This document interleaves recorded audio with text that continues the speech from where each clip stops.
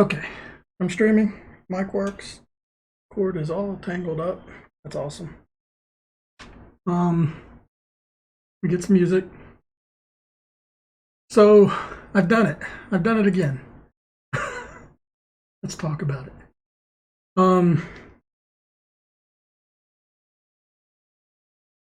also noticing the screen seems to be a little off what it used to be. I guess it's fine. Just cutting off a little bit. Maybe I should fix that real quick.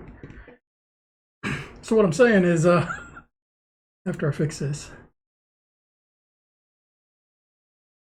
I can't think right now. Give me a second.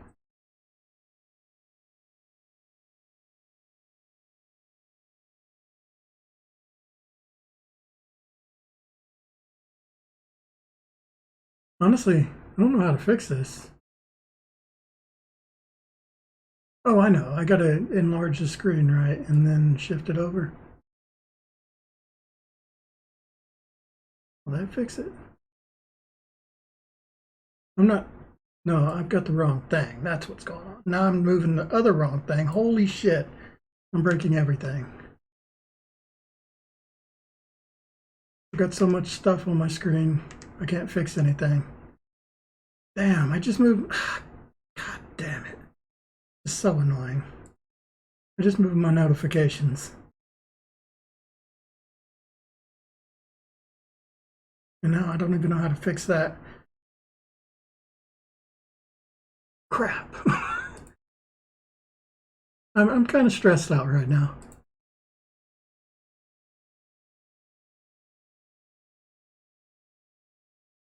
Let me check these notifications and make sure they're in the right spot, because that's going to mess up all my scenes just because I accidentally dragged it, and Control Z doesn't seem to work. All right. So my test follow. Shit, I can't see it. All right, let's move this here and that there, and let's try that again. Yeah, it's shifted over a little bit. I don't remember how I aligned this last time. Oh no, that moved it really far. No, that was almost perfect.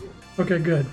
That notification window is supposed to be over top of him so that he actually moves. I think that fixed it. And that still doesn't fix my original problem. I gotta make sure I click on the right one, which is this one, and move it.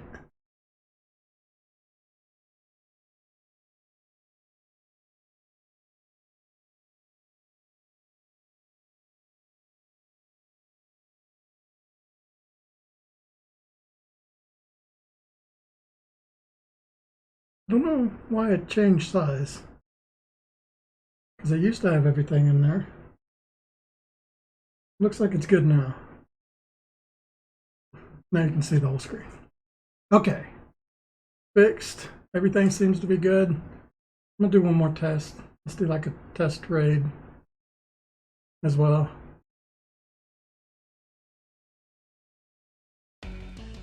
That's pretty close. It's kind of hard to like overlap it perfectly.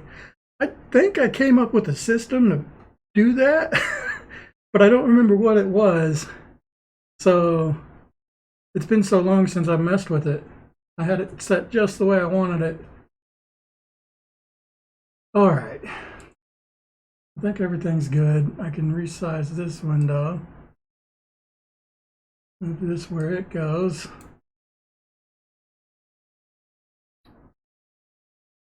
All right. What I was talking about. So the thing that I've done, I did the thing that I always do where I keep calling them burnouts, but they're not really burnouts. It's like, it's been 7 or 8 days since the last time I've done any work on anything.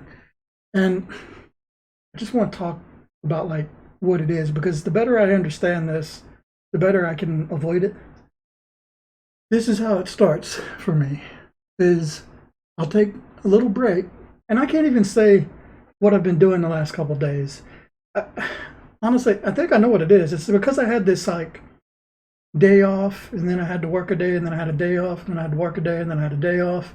That's kind of what triggered it, because every day I had off, I just didn't feel like working, and I wanted to just, relax. And every day that I worked, because I was going directly into another day off, it felt like that was the start of my weekend, right? Right now, it is my day off. So I'm doing this opposing that fact just because I saw how long it's been since I've actually done anything. The best way I could check is to just go into my Twitch videos and see how long it's been since my last stream. I might have done a little work off stream that I've forgotten about. But once I saw it was like 8 days, I was like, holy shit, I really can't go past a week, because then I get into I don't work on it for like a month or two, right? This always happens to me. I need to like get over it and not do that ever again. It drives me crazy when I do it. And I don't think there's anything wrong with me wanting to take a day, my day off, to not want to work on it. I think that's actually kind of normal. But I don't manage my time well when it comes to like days that I don't feel like I'm working. I don't understand it.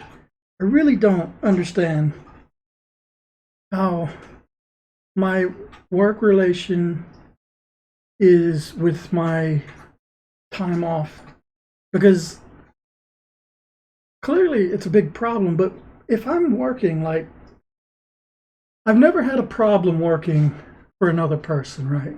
The second I got this job, I always show up 15 minutes, before the work.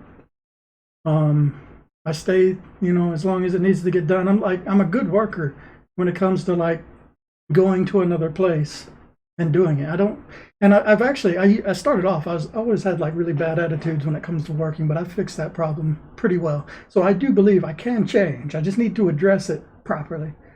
Kind of why I'm working through this all in my head. But yeah, I don't think I have any problem when it comes to like, I think it's an ego thing, right? It's definitely a pride thing, because that's always my issue. But when I think that it's somebody else is going to be witnessing me, then, and if that's true, why does the Twitch thing not? I don't get it. Anyway, I'm getting distracted. When I think that I'm working for somebody else, I'm just very like by the rules, right? And I don't, I won't miss a day. I don't take sick days. I mean, I would if I was sick, but I'm just like never sick. Almost hardly ever. If I was sick, I would take a sick day. But usually I'm a pretty good worker in the fact that I just don't, I like to go to work, I like to work, and then I like to go home. I don't like bullshit. So I really don't like the kind of jobs where you're constantly sitting around or you're made to look like you're working. Those are not for me. I would rather just have a task to do, get it done, and then I chill out or go home. One of those two. I don't really want to chill out because I feel like I'm wasting my time. So that's kind of like what I'm like. But when it comes to me working on my own, that mentality does not transfer over at all. I don't work for myself very well. Like I'm my own worst employee. Really. And it always starts like this. It's like I'll take some time off, and I need to like understand it's not wrong to want a break, right?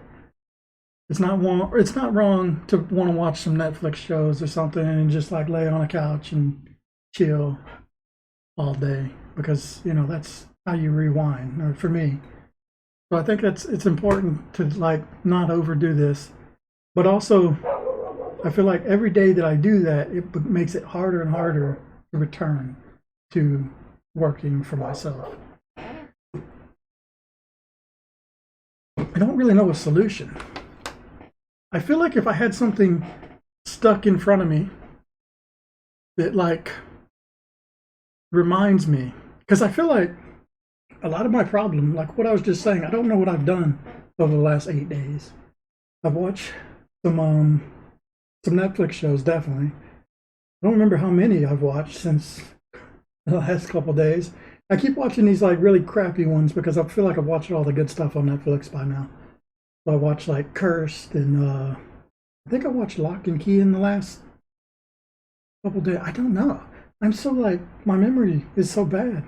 I don't know what the hell I've been doing these last couple days. This is what it's like for me. Maybe the concussion I got in the military did fuck me up.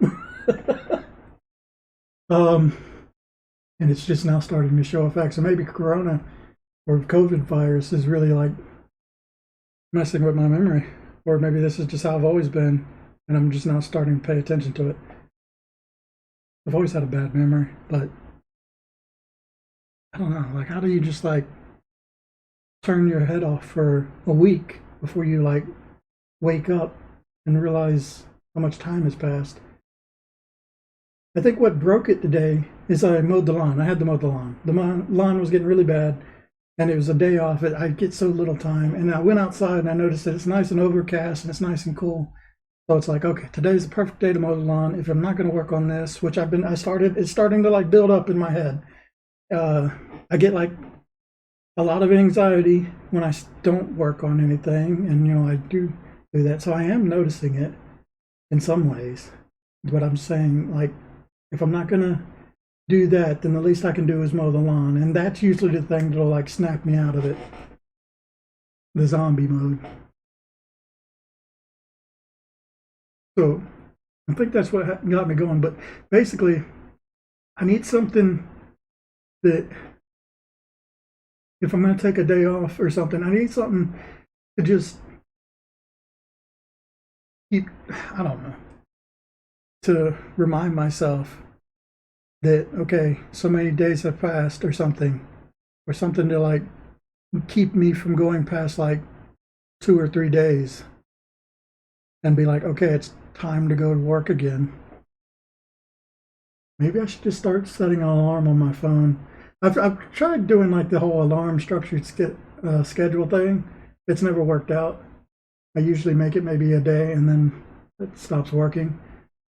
And I was wondering like why that's so hard, but the more I look reading other people's like work schedules when they work alone, seems like that's actually pretty common to have like a very loose schedule when you do artistic stuff working alone. Like people a lot like me, they just work whenever they feel inspiration, right? And that's actually normal.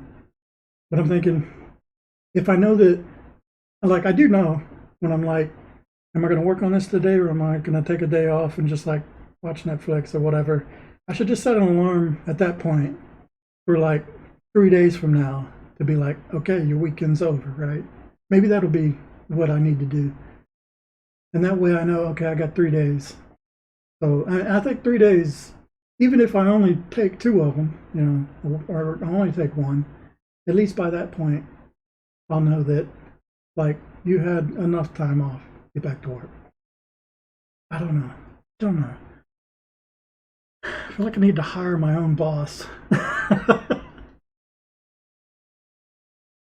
to fix it. Or just have like one other person. I probably would not have this much issue if I had one other person to be accountable with. And me just trying to like avoid that is causing more of a problem than it should. Anyway, I've talked enough. Let's do work because that's bothering the hell out of me. And I have to do something right now. So let's do it. This was the one that I was on. I'm pretty sure we did this one on stream. Yeah, we definitely did this on stream. So I have made no progress since 8 days. It's probably like 7 or 8 days. It's hard to tell, but usually I stream into the next morning, which can make things confusing when it comes to like the time that Twitch gives. Fuck, man. It's so hard picking it back up after you've taken a long break. I don't even know where to go with this. Okay, I know okay. Let's just break it down. Gotta tackle it. First, I know that I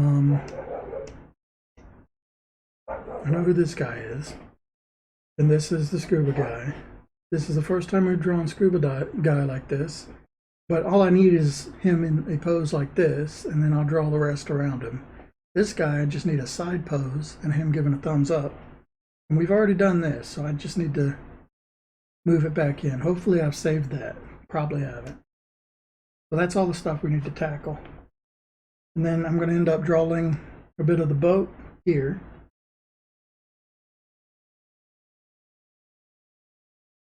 And that's it for this one. I know that later on, I'm going to shrink this down and move it, but I can still combine it all because that won't matter. So that'll be fine. Then we get on to this one where he pulls out the scuba suit. Oh, that's right. He's not in a scuba suit in this one. Holy cow, good thing I thought about this. He's in his diving snorkel. Ooh, it would have sucked if I'd have messed that up. See, this is one of the problems with taking such long breaks is I forget these details too. Because again, the bad memory. Where is this? Been sweating like crazy today because I actually went out and mowed the lawn, but my body won't cool off. Not that hot in the house. I guess it is a little bit. My AC is not keeping up with the hot weather, even though it was a cooler day today. It feels like every year I have to have the AC fixed, and I don't have the money for it this year. And it just, I hate it so much. Fuck. Alright. Let's start with picking out some good, like, poses here that we need. So, an unclothed one would be good. Probably this one, exactly this one. So let's copy it, move it here.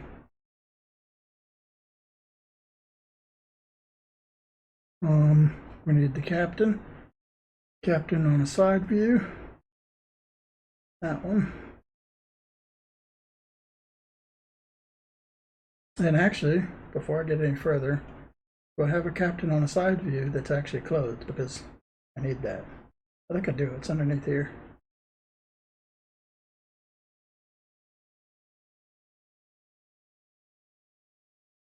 Yeah.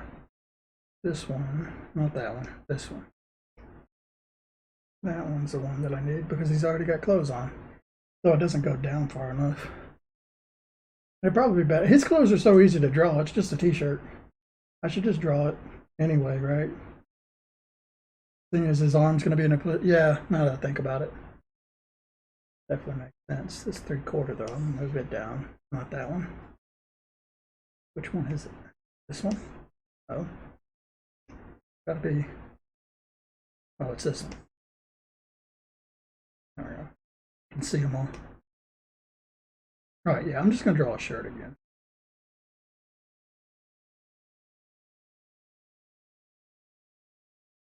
Right, so this will go here. Go there. Gotta draw arms, clothes, snorkel gear.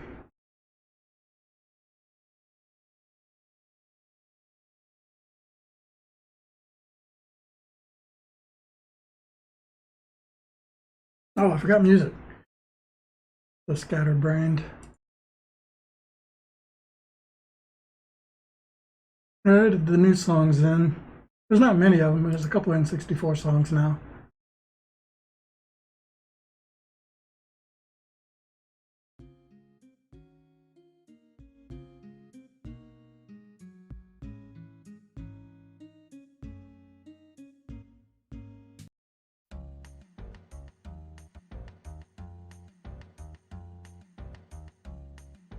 Oh man, I don't know.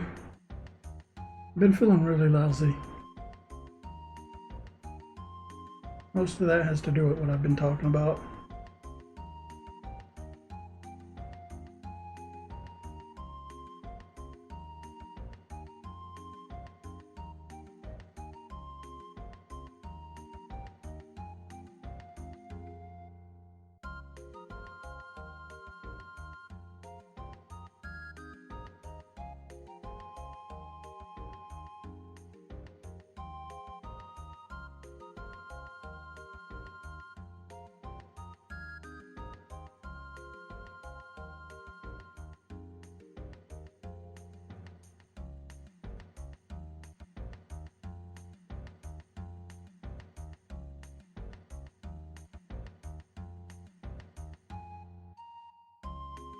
So that does show the part-time job definitely helps, and I think I know now why it helps.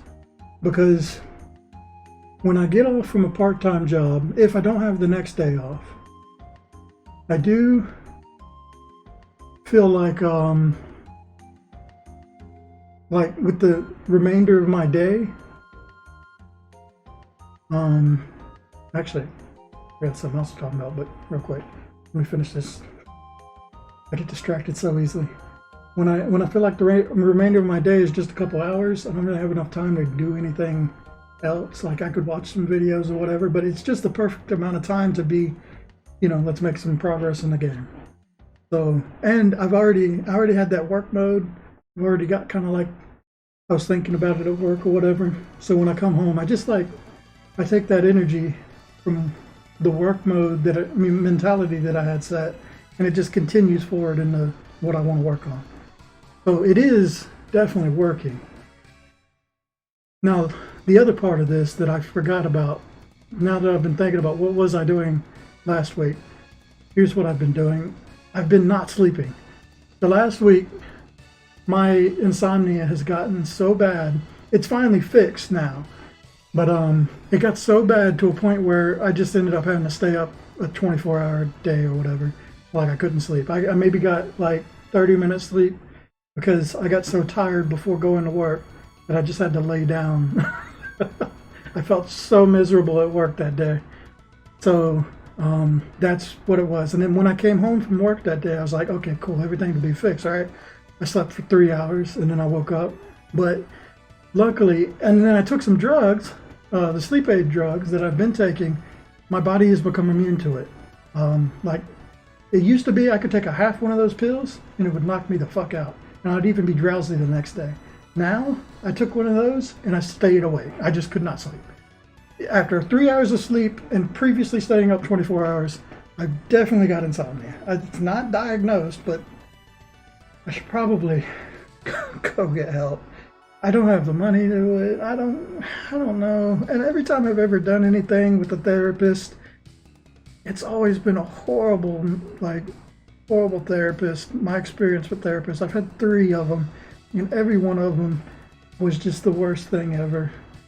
And I really think that it's just like I've had really bad luck with therapists. And most of that is because 2 of the therapists I've talked to were military therapists, and they're already kind of have, they're kind of known for not really trying to help you, but just get you back to work. So maybe that's why I don't like therapy. I was thinking maybe trying one of these like telephone ones instead. That might work. That way I don't have to actually go anywhere too. But yeah, so that day I got so little sleep, but when it come around like 4 a.m. or whatever, I ended up feeling tired again. It finally like set on, and I was able to get some sleep that day. And then the next day I actually got like, I don't know, I went to bed at midnight and woke up, for work. So that was like 10 or 12 hours of sleep. That was like 12 hours of sleep. So yeah, it finally all got caught up, and now I feel great because I finally got rested. I'm gonna try and go to bed tonight. I've been doing pretty well, going to bed about 2, which for me that sounds like late, but I wake up at 12, so going to bed at 2 a.m. gives me like 10 hours of laying and sleep, or I'll probably wake up earlier. I figure at 4 I get 8 hours sleep, so that's what I was doing. But the problem with that is if I go to bed at 4, I don't really go to bed at 4. I stay up till like 6, or I lay in the bed till like 6, because it's constantly, like I have this problem, my circadian rhythm or whatever constantly builds up. So, if I have a good schedule, I can't keep a good schedule. It'll be like I'll go to bed at 2 o'clock, and then I'll start going to bed at 3 o'clock, and then, I'll lay there until 4 o'clock, and then 5 o'clock, and I just constantly rotate. I don't know why. That is who I am, but eventually it like squishes down the time I'm getting to sleep to like 4 and 3 until it finally explodes, and I can't sleep for like 2 or 3 days until it resets. I really wanted to get it to where I go to sleep immediately when I get off work, which has always been my best success. If I do that, and then I wake up and I spend all my free time before work, But I don't think that'll help me out because I won't want to work on anything.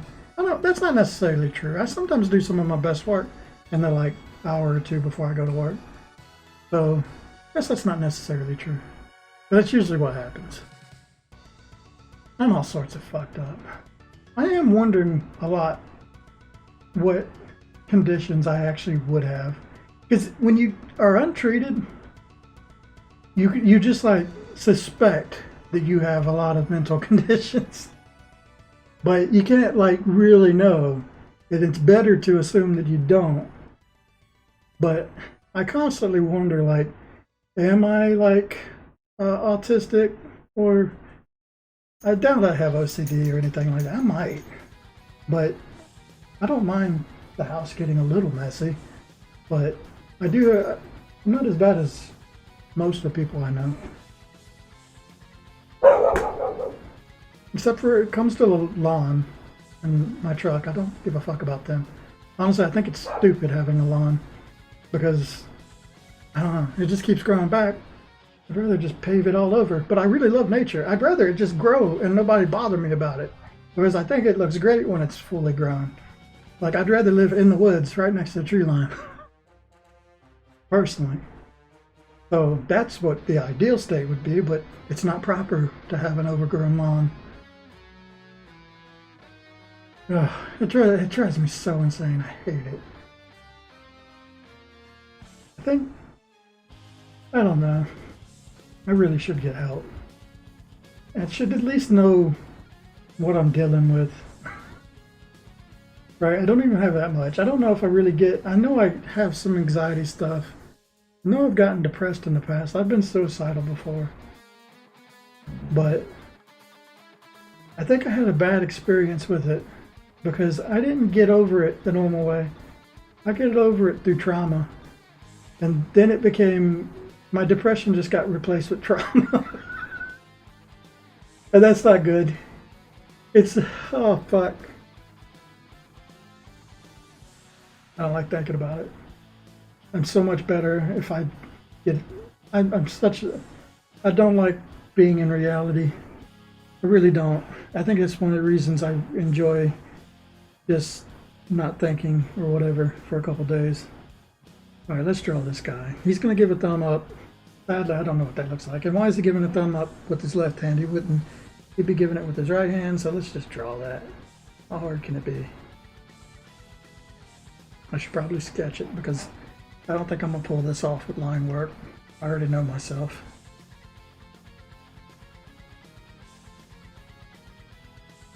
If elbow is down here, right? This is what I'm thinking. Arm would be coming up at an angle. If I'm drawing it straight across, it's going to look weird.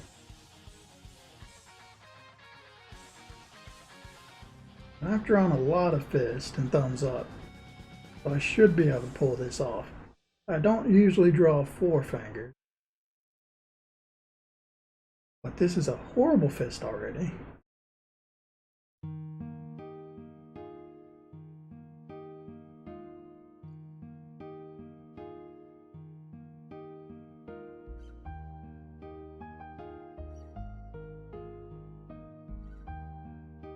Alright, what the hell did I do wrong?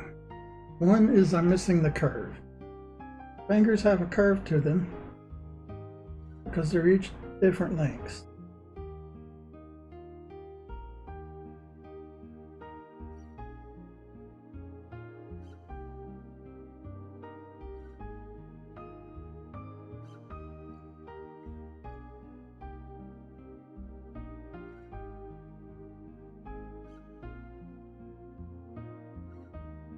I've messed up the shape of the hand at the thumb. A lot more meaty. This part actually does come to an angle.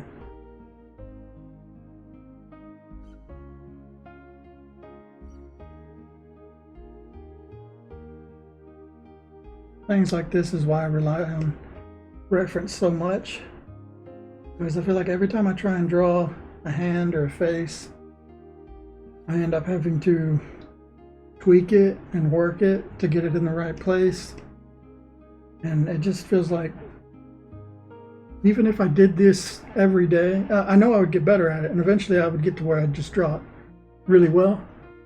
But after you take a few a break from it, doing some other type of work, and you come back to it, most of that actually leaves. I guess it doesn't necessarily, because here I am doing it, and I'm not like completely bad at it, but I'm still sort of bad at it.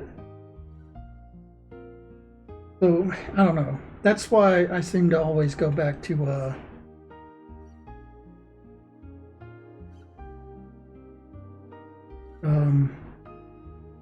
just pulling up a picture on Google, a stock photo, and tracing, because I'd rather just save myself the effort.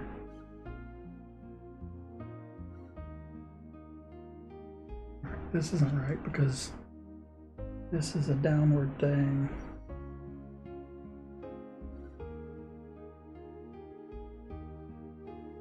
Right, I'm ignoring the fact that fingers bend at this point, because that's where the knuckle is.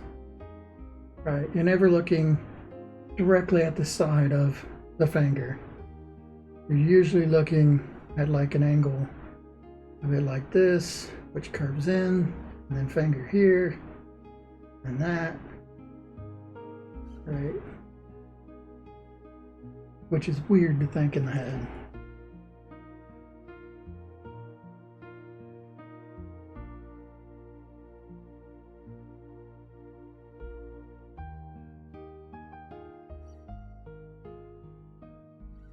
And I've always wondered if I have like some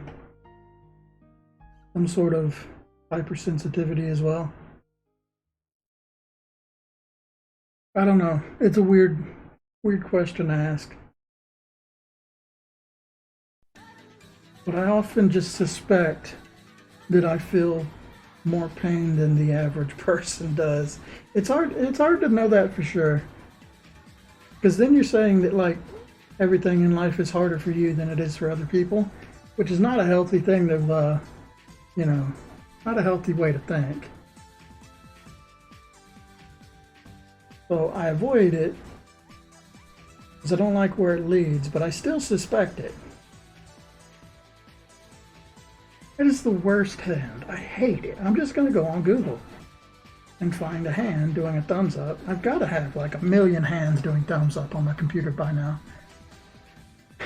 Because even though I looked at my own hand, it's just not quite right.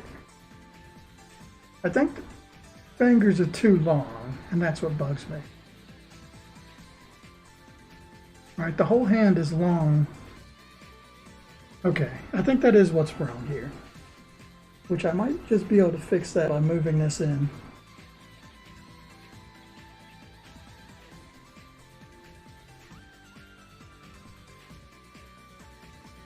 I still don't like it. I feel like this needed to come to a bigger angle. I would love to get better at doing this to where I don't have to rely so heavily on reference. But I don't think it's ever going to happen. I've been doing this for years, literal years. I've gotten better at a lot of stuff, and if I work on things constantly, I definitely do improve on them.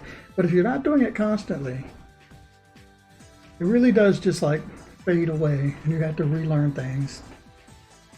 What is this circle right here? How did that get here?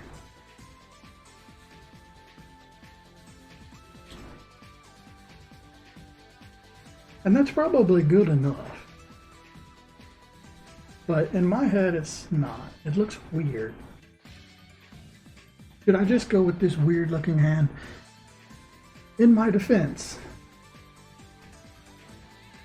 NES games sometimes had really weird looking proportions and stuff. And it actually fits my theme if it looks weird. So maybe I should say, fuck it, and just outline it right now.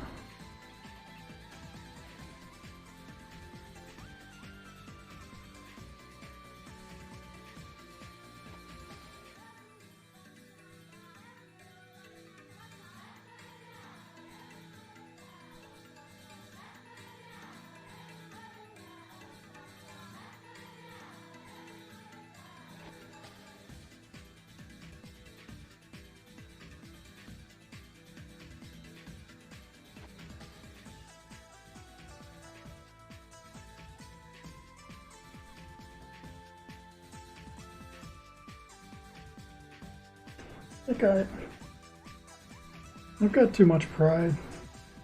It constantly, like, honestly, if I had to say what is my most debilitating issue, it's not like anxiety or any of that stuff. It's pride. Like, I feel like pride fucks me up more than anything else. There's a reason it's like considered one of the main sins. Because there were other people who noticed that too. And they passed that knowledge down.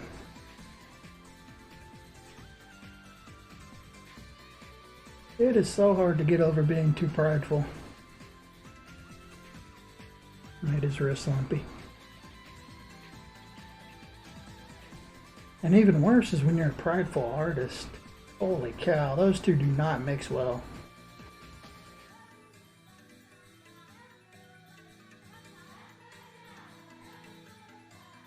Like, that's the ultimate curse.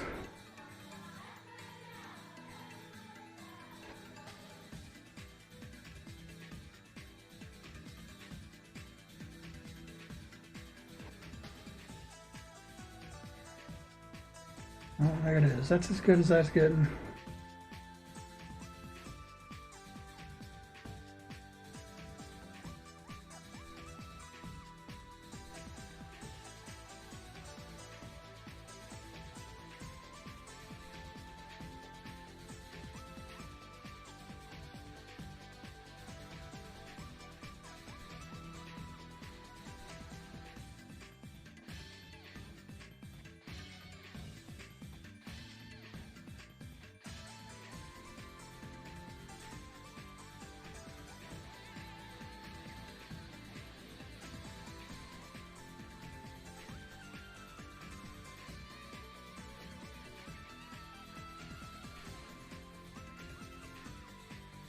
Trying to shave off some of this back because technically this is the line that was the arm in the picture I took, but I've moved his arm over here, which is all sorts of fucked up because his armpit's like way down here. I'm trying to give him more of a this angle, right? Instead of that angle, this angle.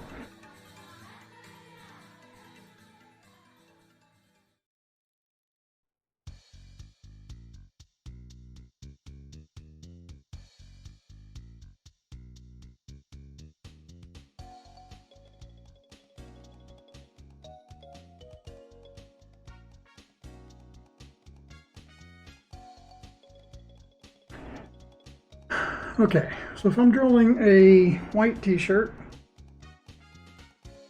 I've already messed up, but how would it look here? That's a weird one. Would it just blend in the arm to the sleeve? Or is there a seam there that you can see? White t-shirt, white t-shirt. T-shirt, side view.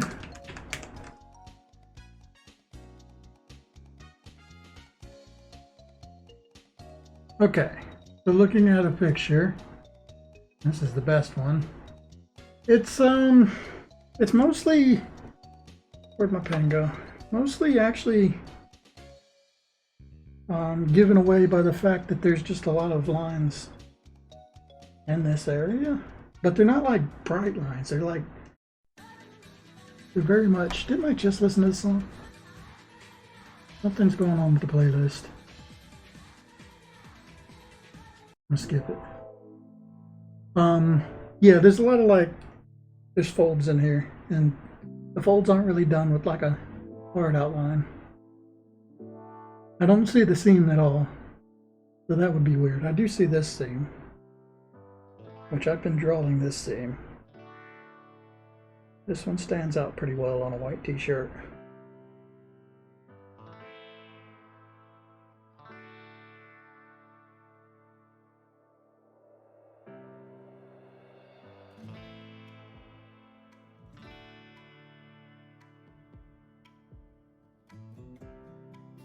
I can't believe it's been 8 days. That was shocking to me.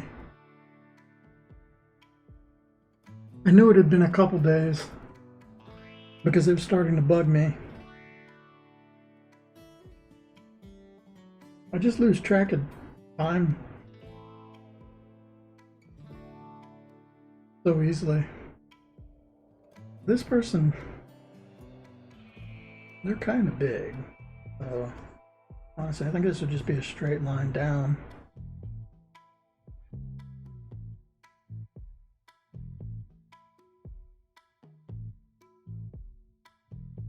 I imagine it's a fairly baggy shirt he wears.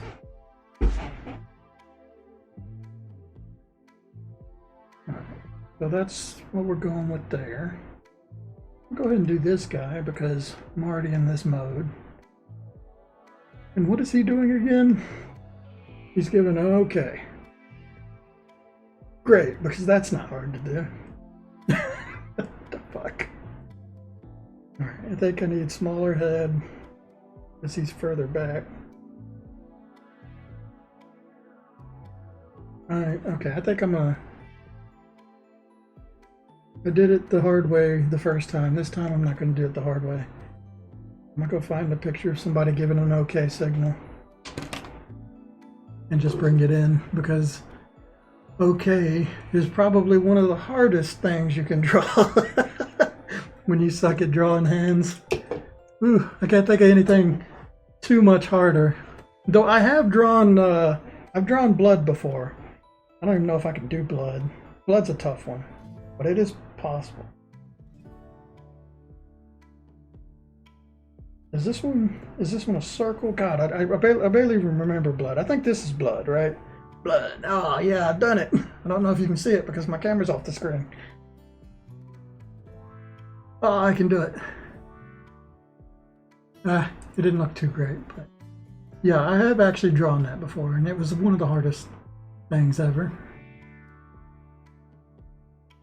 Okay, so we want guy giving okay sign. And this one's perfect, just gotta flip it. Yeah, okay, let's take that. This is so much easier. Is this gonna be like, is it frowned upon? Do I just think about it, overthink it too much? How often do people drawing pictures just grab a reference and slap it down?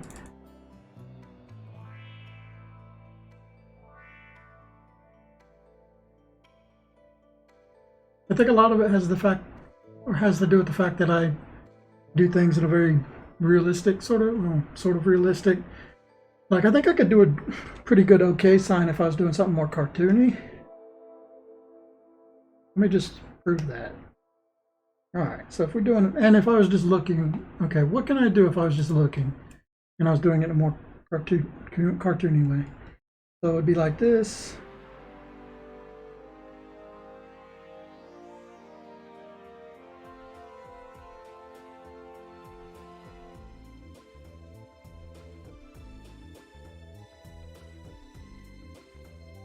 Heck, I hardly even draw cartoony style that often. But when things are turned into lines instead of bumps, I find it's a lot easier. Maybe I should just change my style if it gives me so much grief, right?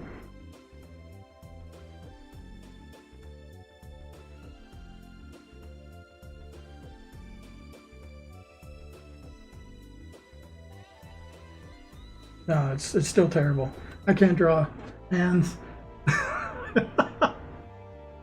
I could work that and finally get it looking right. I think what I've done wrong here, and this is one of the great parts about digital art, is if you fuck it up so badly, you can just go in here and be like, okay, fixed. 'Cause that's mostly what I did wrong, is I made those too squished.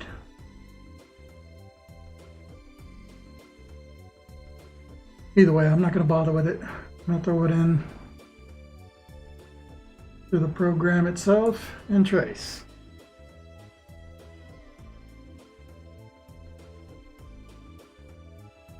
Ooh, yeah. I was making memes.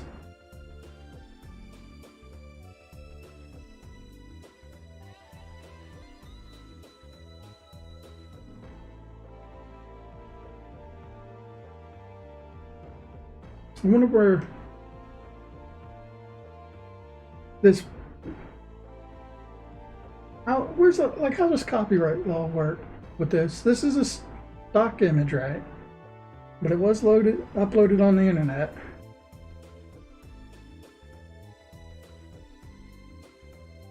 At what point am I infringing on their copyright?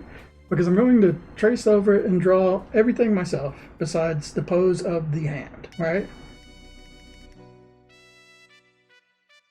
Honestly, copyright is a lot more than I was expecting it to be. I don't think there's also a difference between what is copyrighted and what is actually going to be an actionable copyright, right? Like, whoever made this photo could, by all rights, see this stream and track me down and want me to take the picture that I made on my game. Sounds absurd, but it is true. Because if you don't know it, even fan art, if you make fan art of a game, that's still copyright. Even if you don't profit off of it, it's still a copyrighted work. It doesn't belong to you. Nobody ever goes for it, right? Nobody ever like takes action against it, but they could because it doesn't belong to you. So even like this character right here, that's copyright infringement because I did not design this dragon. I just made fan art of it because I love it and I think it's great. And that doesn't bother me at all, right? I've been drawing, like, if you were to really get into copyright stuff, every kid would go to jail. Or yeah, every kid would be sent a cease and desist because this is just how you learn art, is doing like other people's drawings. So at some point you got to be like, okay, whatever, let kids draw, or let people do fan art. They're not like hurting anybody with it. But I guess that's where it is like, are you hurting anybody with what you're drawing? Because that's the reason somebody would be like, you need to cease and desist. And for me though, if they did a cease and desist on this, what does that even mean if I've just traced it and then applied my own drawing on top of it? And in this case, I've only used the hand, right? So does that even count? And what would I have to do? Just move the pinky to the side a little bit and now it's not copyright anymore, right? Like, copyright's such a weird thing, and think about it way too much, probably. I think if I have a mental condition, that's probably the most telling part of it. Honestly, this guy looks so much like my guy, though. It really does look like I copied him, even though that's Tom Cruise. Oh shit, I rotated.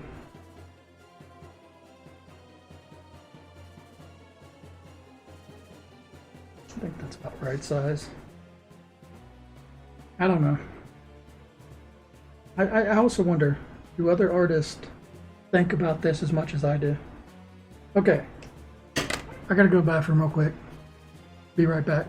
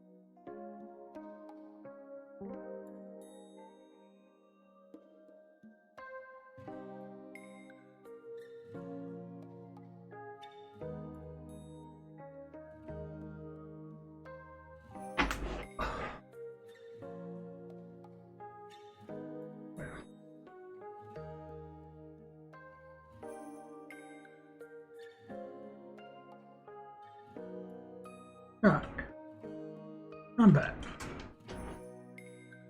Such a big dumb idiot. Tried to get up, forgot about my headphones and nearly ripped them off my ears. I'm also such a big dumb idiot. Didn't bring my golf bag.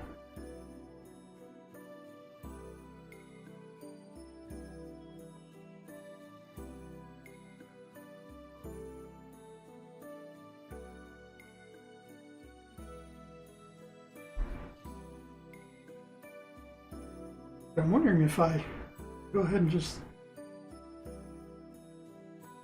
change this glove out. I've been using this glove for a long time. I really like it because it just does the pinky. I've got more, but they do 2 fingers. I was thinking about even taking those ones that have 2 fingers and just cutting the other finger off. Not my finger. Because it's really unnecessary to do 2 fingers, right? It's just to keep this little meaty bit from rubbing on the screen and getting it all nasty. Like if you've ever looked at your keyboard or your mouse, they get nasty pretty quick, or your controllers. That's what the smudge guard is for. It's not just to look like an artist, but very important. If you're gonna have a digital tablet, you should get one of these. Highly recommend it.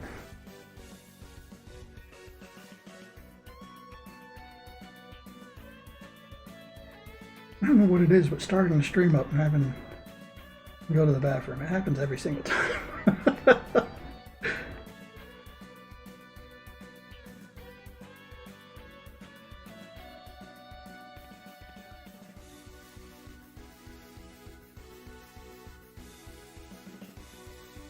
Oh, I know something else I did. I was reading some manhwa. Not manga, manhwa. I follow one called Marshall Peak, which is probably one of, I don't know, it is one of my favorites, even though it's complete trash, but that's usually what they are. It's just good, I don't know. It's something that you can read, and they update it constantly. Like, it feels like they do 3, like, episodes, or, 3 releases a day, because it's like an online thing, and they use real cheap art most of the time. There's like the occasional frame that'll be like really well done, but usually it's like the most stock standard sort of artwork so that they can pump out as much as possible. The storylines aren't that crazy, but yeah, it's really good. I like Marshall Peak, and I like how fast they release that. I can just, like, if I wait like a month or 2, they'll put out like 100 new pages, or new ones. So you can just spend a day reading. It's been a long time since I actually caught up on it, because I had like 250 pages to go through. So that's something that I did for 2 days. I'm starting to get my memory of what was going on back.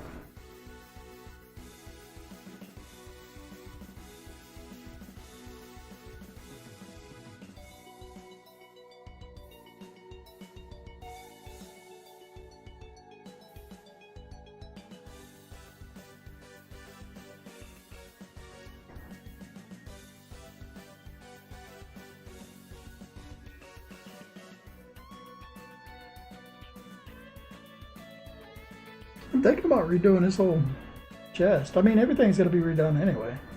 which is funny because this is one of the few where he's actually shirtless.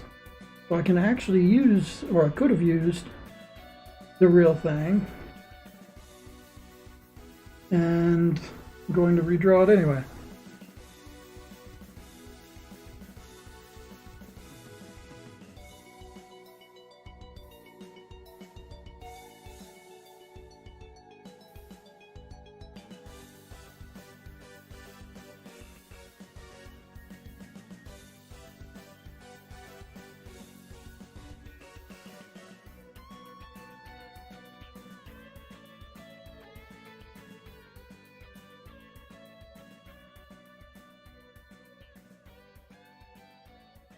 But we're talking about Marshall Peak. Let's talk about Marshall Peak.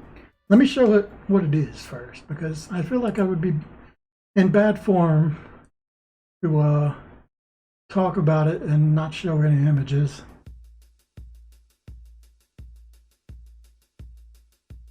I mean, I guess I could just Google it.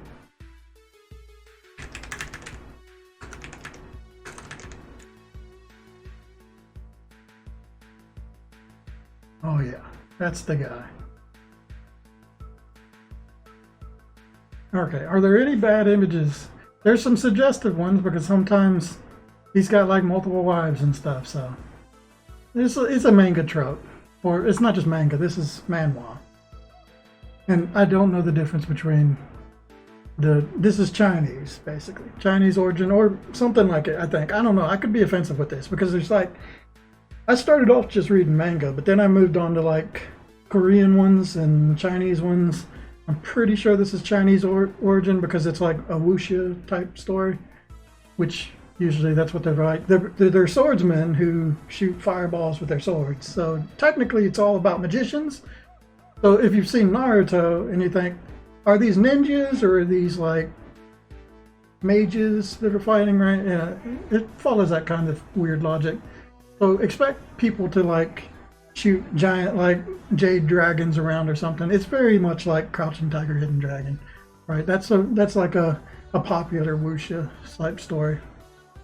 Anyway, yeah, this is Marshall Peak, Yankai. He likes slapping people. A lot of like revenge stuff too. Funny. But it's very good. It's definitely one. I remember when I was starting off on it. It's very hard to get into at the beginning because it's very dated. And the beginning couple chapters, and when I say that, I mean like the first like 1,000, because it is very long.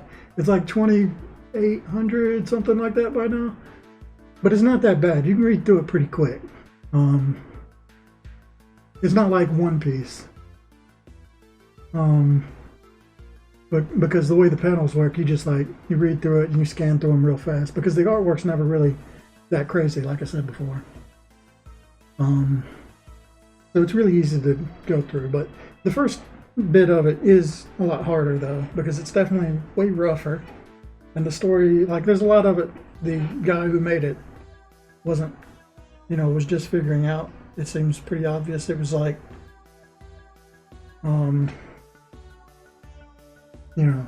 it's pretty new, but he gets a lot better at it. I think it gets best to me. I don't know if this would be a really bad spoiler. I don't think it's that bad a spoiler.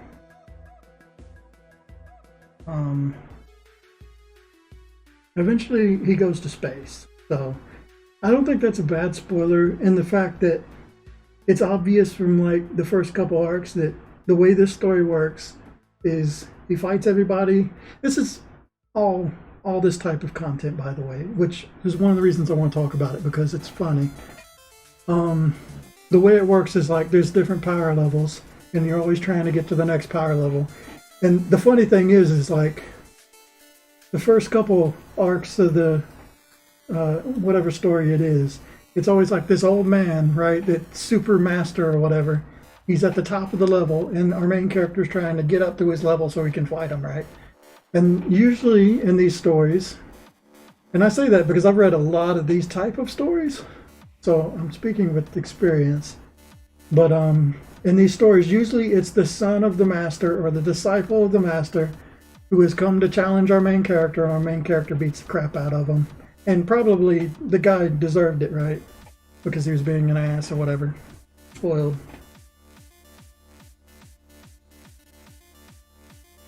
And that offends the master because, of course, it does.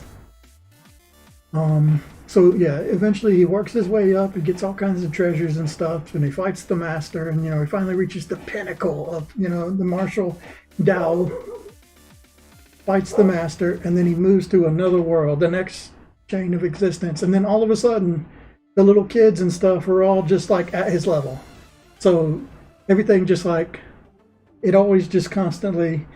It's the same sort of art, so that it can keep going through the story and keep regurgitating, basically. But they tend to get better and better the further along they get, because the writer just like gets more and more proficient at telling his stories and making them interesting. Usually, a lot of them actually don't do that well. But it's just funny to me. It's like it starts off like I'm I don't know.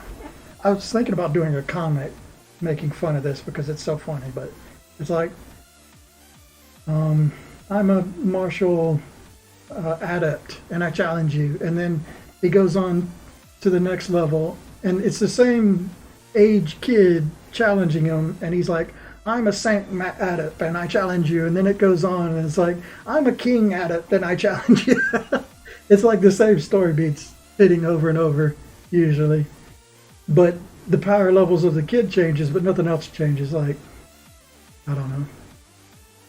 I don't know. I talk crap about them, but I do talk crap about them because I like them. They are fun. But yeah, just keep in mind if you do want to read Marshall Peak, you have to get over the beginning hump of it, and I think the beginning is kind of important. Like once he moves on to a next stage, honestly, I forget most of the characters in the previous stage. There's a couple like the wives that follow, but usually, like there is a lot in the early stuff that I forget, which is funny because now I look back on it and I'm like, whatever happened to this character who was a very important part of the original plot?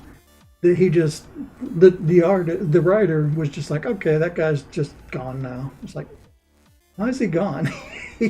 Like the way the story all built it up, he should be like super powerful by now, right? Why did he just disappear from this story? And somebody else replaced him, right, as the great demon or whatever. It's hilarious. It'll make you wonder.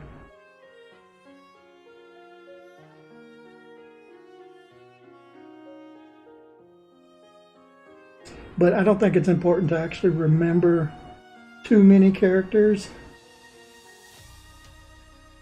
That would be one of the good things about starting it now, if you haven't read it, is you get a lot of content before you're actually caught up. So you'll actually remember a lot of the characters because you just read them.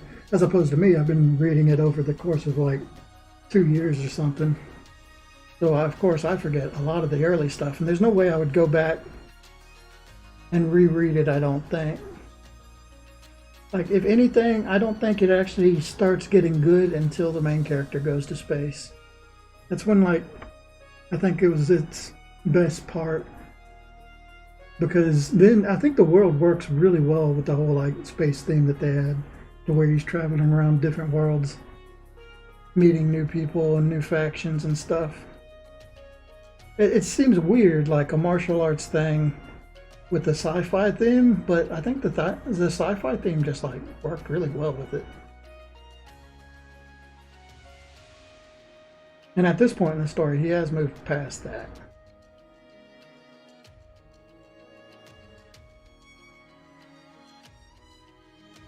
This torso is going to be wrong, but I'll figure that out here in a second.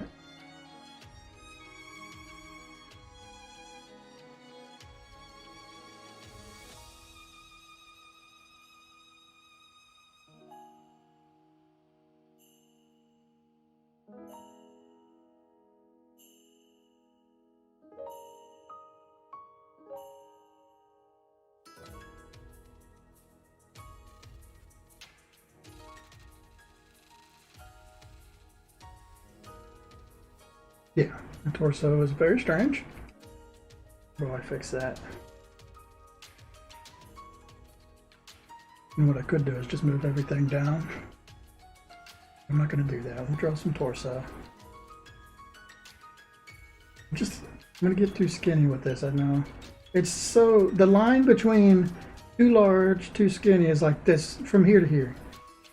And I've got to get it just right or it's going to look weird.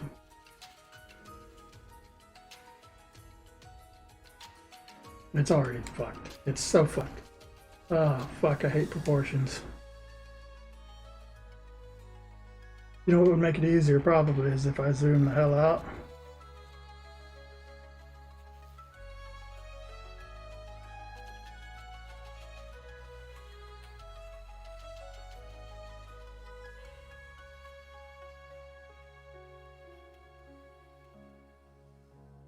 So wrong. I can't. I've done so many torsos. Why is human torso like escaping me now? I just like, it's because he's not particularly muscular, he's just kind of like normal. And it's hard to find normal when it comes to pose stuff.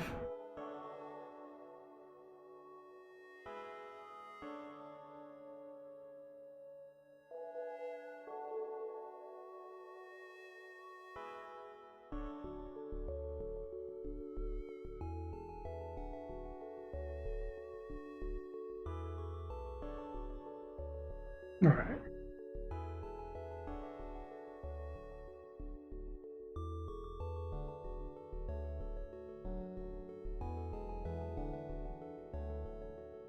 I know I got this V shape, but it's a very light V because I keep overdoing it. Like that was way too much.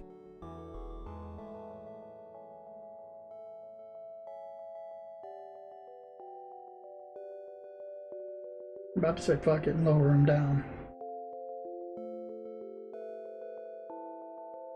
I think I will. There's no reason for him to be way up there in the middle of the screen. This is just easier. There we go. There, now I don't have to worry about the torso.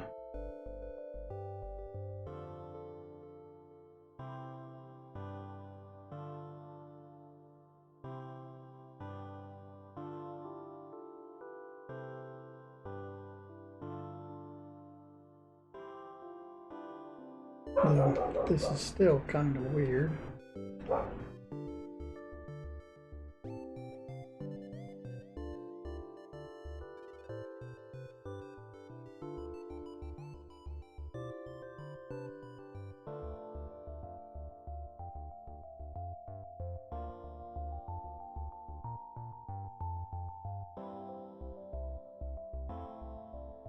It doesn't matter.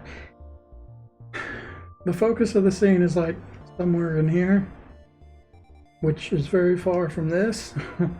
Most people, like normal people, won't look. Good thing to remember. Especially when you tend to like hyper focus on stuff like that.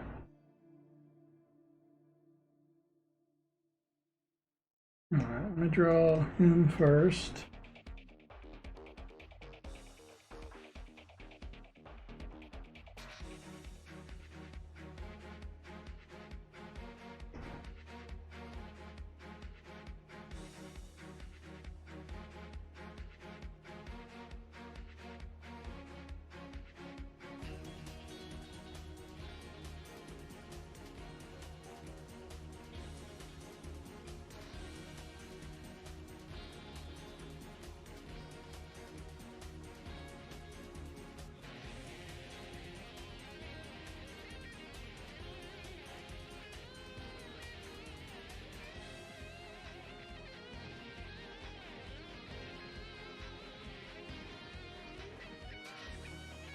This line is so thin that I kind of feel like I just need to marker it in.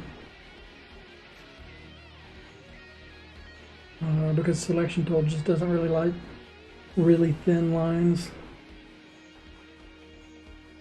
And I'll end up having to marker it anyway.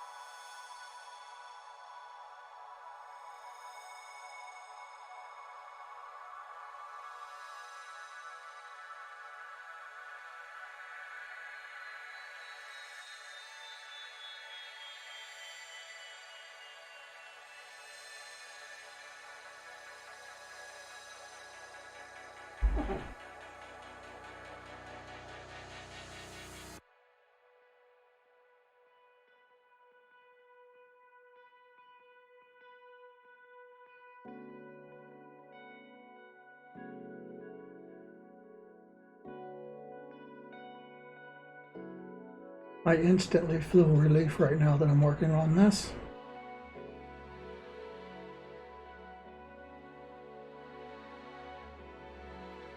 Like that pressure has been taken off of me. If I'd have continued to ignore this and went longer and longer days, it would build up more and more until I just couldn't, I don't know, it would drive me insane basically. So much so that you'd wonder, like, why don't you just work on it then? But clearly not enough to do that. Weird. Like, if anything, it makes it harder. Makes zero sense.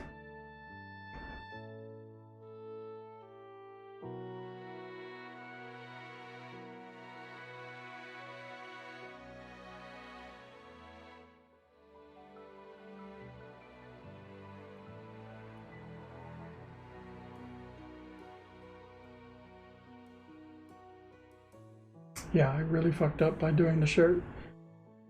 But that's easy enough if I marquee it. Because I don't plan on adding too much here. If I'd have done this bit of airbrushing before I did the shirt would have just covered it up.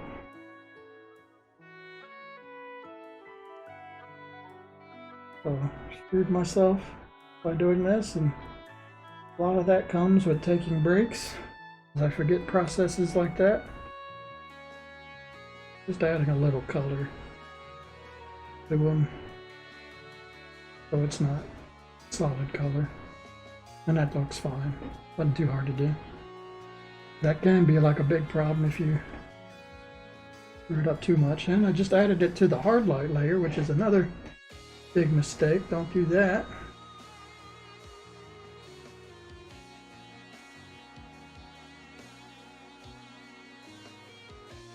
Back to here on the overlay, try that again, because if you do color on hard light, it is going to look very different from the color you're trying to achieve. All right.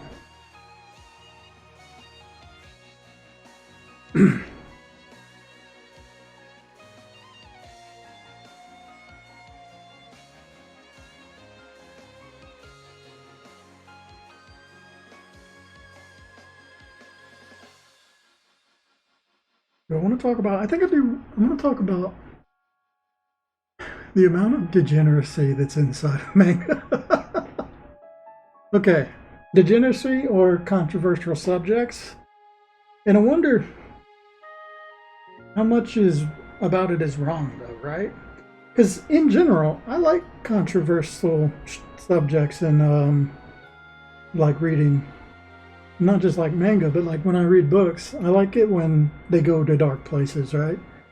Or to just like take me out of my normal way of thinking and make me think about, like, I don't know, when a writer tries to justify something that would be atrocious. I think the best example I can think of right now without going real dark is like how nobility would think about commoners.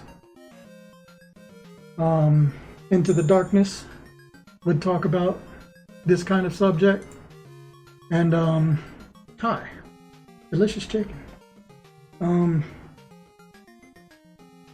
So yeah, the way he would like address it is kind of like he'd really get the point across that this noble doesn't actually think commoners are like actual humans. Like, he doesn't think they're people. They're basically animals, and it's not as like surface level as that, but he really like he gets into the mind space of what like it's like to be this kind of person and this kind of character, and how they approach this kind of thing, to where yeah, they don't even consider like a commoner or anything to be one of them. And you know, people actually thought like that. So it's just interesting when people go to a very like dark place or do controversy with writing, I think. I'm making a game. right now drawing cutscenes, and well, actually, I'm just talking about random stuff as I like to do on these streams. But yeah, the game is called Gravitas. I don't have a Steam page for it yet, but you can go on my YouTube and find some more videos like this. If you want to see what it looks like, my YouTube's below the video, below the stream. But basically, it's just like an old retro Jaws clone. I actually have some genres now, I should say. It's kind of like a shoot 'em up mixed with an arena shooter sort of style. It's a very like strange genre, and it's hard to like label. That's one of the reasons I wanted to do it, because it's unusual. But kind of, you can imagine like exploration, moving around a world map, and then you occasionally get dragged into like a shooter sort of style game. But nothing's very like intense. It's not like a bullet hell kind of shoot 'em up. More like you swim around shooting at little fish and stuff. So it's a very accessible sort of shooter. And then you go through the level, collect loot, take it back to a port, and get various upgrades and do it again. It's kind of like that's the gameplay loop of it. So, not exactly sure how to describe it easily, but something like that. I should probably work on my pitch, right?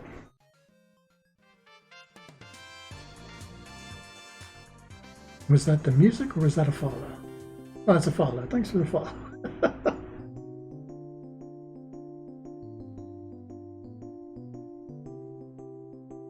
I was just talking about like, what was I talking about? Oh yeah, like manga doing like controversial subjects.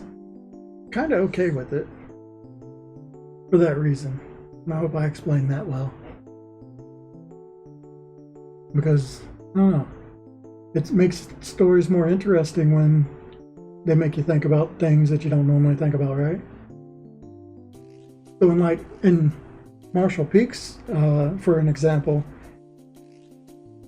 Marshall Peak and a lot of like these manhwas, they have a character, their opinion of like mass family genocide totally different from my own opinion. But it is interesting to see a character who's supposedly the good guy just be like, I'm going to destroy your family and every generation of them and curse them for thousands of years, and we're like rooting for them in a way. It's like, that's really fucked up. But then again, the writer puts you in a point where like you hate everything about this family, right? So he's kind of like getting you to kind of agree with it, even though it's very wrong. But I find that very interesting, right? I wouldn't be reading it so long if it didn't do weird stuff like that.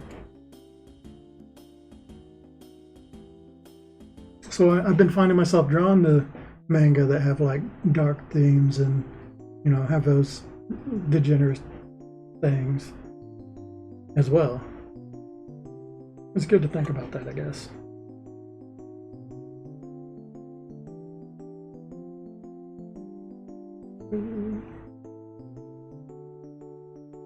Anyway, enough about me. Hi, are you a developer too? Or are you just a viewer? I usually get developers in these streams because they go looking for other developers, so that's why I assume.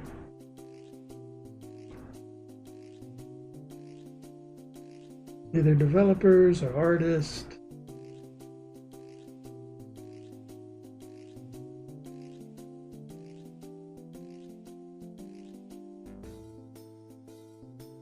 I do it all. I try to do it all. Programming, animation, design.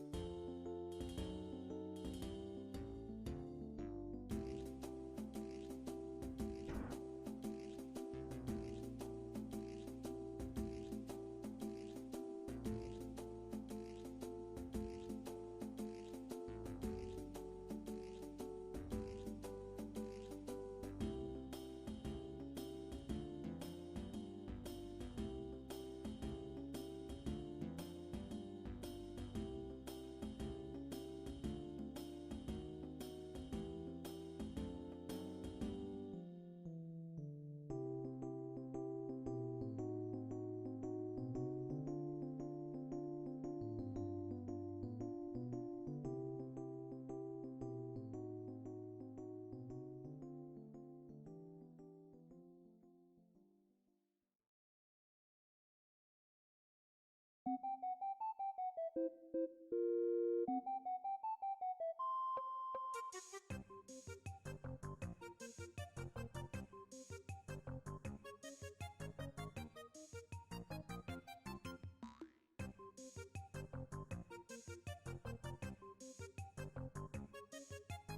the goal for this week,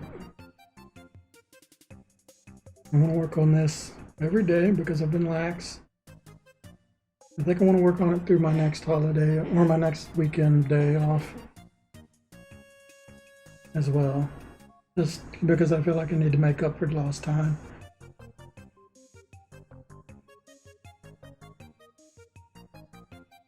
I've also run out of Netflix shows and things to read and watch. Right, so that helps. Read and watch.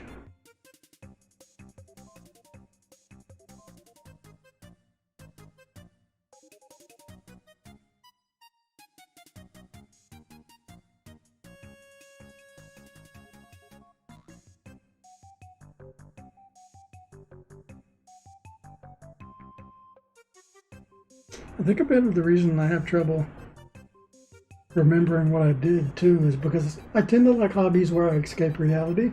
That tends to mean you don't remember what you're doing, and like the whole point of it is to like lose track of time, right? Probably got a lot of reason to do with why I do lose track of time is because I purposely go for those kind of activities.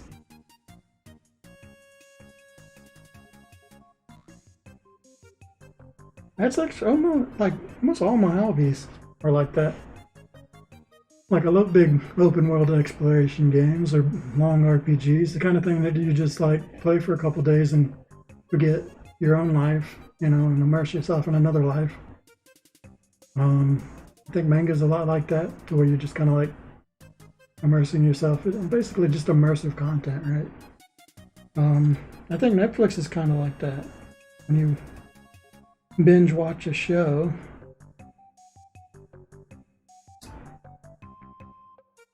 just kind of like get lost in it for a few days. I don't really do any hobbies that aren't like that.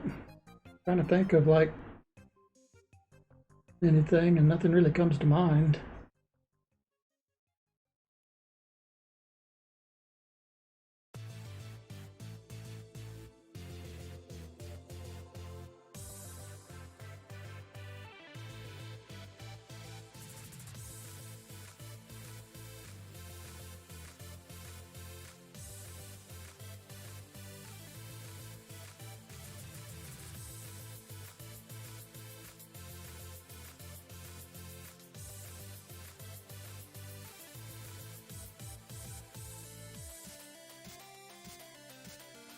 Whoa, wrong layer.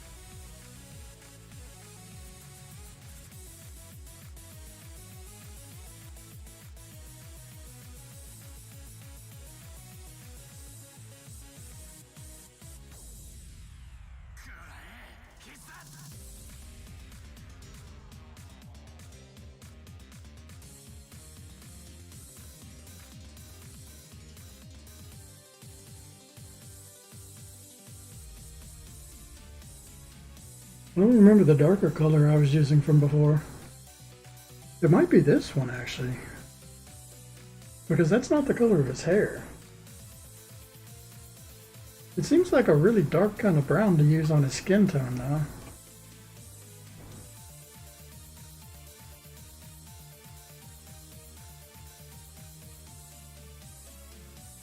I guess that's about right though.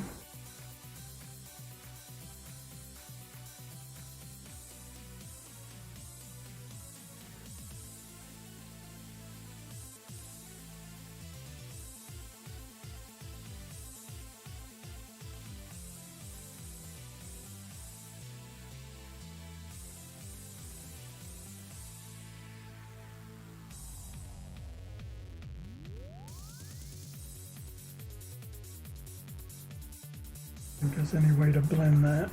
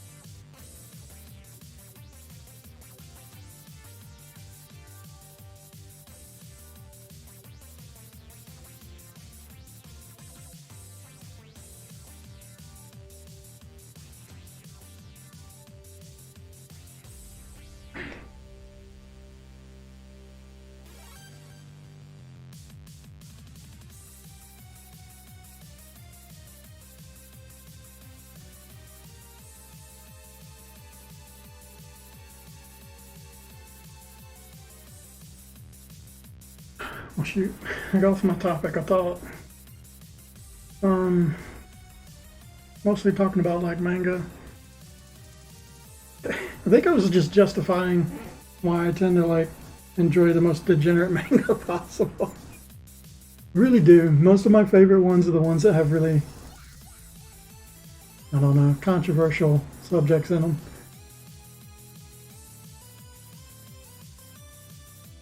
And I think that's just fine. Because if I had to say my top mangas are ones that are basically just, or manhwa. I'm basically using a blanket term there, but yeah, my top ones are usually like the main character it's mostly like a vengeance porn kind of thing, or it's got like slavery and polygamy in it. Honestly, if I just looked at my top stuff, I could probably point out a lot of like things that's in them, and they don't really represent why I like them, but they're just a reason that makes it interesting. Like I think one of my favorite manga, it's got harem stuff in it and slavery, but I think one of the things that I found what I like about it the most is it kind of like really goes into like a deep dive into like murder. And if you're thrown into like a fantasy world with like video game mechanics, like how does that whole situation of murdering other people for your benefit, you know, like how does that work? And I think that's one of the reasons I was really drawn to it, because like he goes into it and he's immediately like his justification is it's a dream or whatever, and so it doesn't really matter. And then a bunch of bandits attack, and it's like, okay, I'm gonna go hack the bandits up, right? And basically he's not really taking anything seriously because it's not real. It's obviously not real, right? But then once he starts to realize like everything is real to him, then he just murdered a bunch of people, but they're bandits and everybody's okay with that because video game logic. So like he goes through this like really good like emotional arc where he wants to murder some more bandits because they're fast, easy money, but like he's still sort of got the logic of our world where if you kill somebody, that ruins your life, right? You can't do that. But in this world, everybody's like, no, good, fuck those guys. And I just love that. That, like, moral quandary is what makes it so interesting to me. So it's not just like a trash manga, that one's actually got some good depth to it.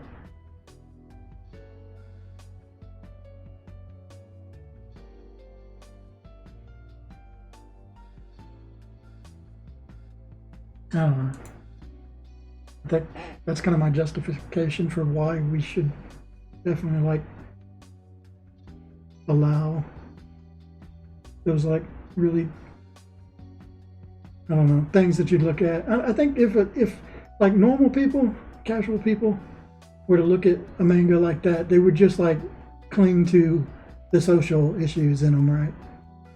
But really, it's using those social issues to kind of like dive into them. I don't know. A lot of it is bad too. I'm like defending it, but there's also a lot that doesn't need to be defended. There's a lot of them that do it really like in a bad way, and it's really just like the slavery thing that's in it is just like a reason for the main character to have a woman and have complete control over. So I can't defend all of it. No, actually that happens more often than not. But there's no reason to just like assume that that's only the reason, right?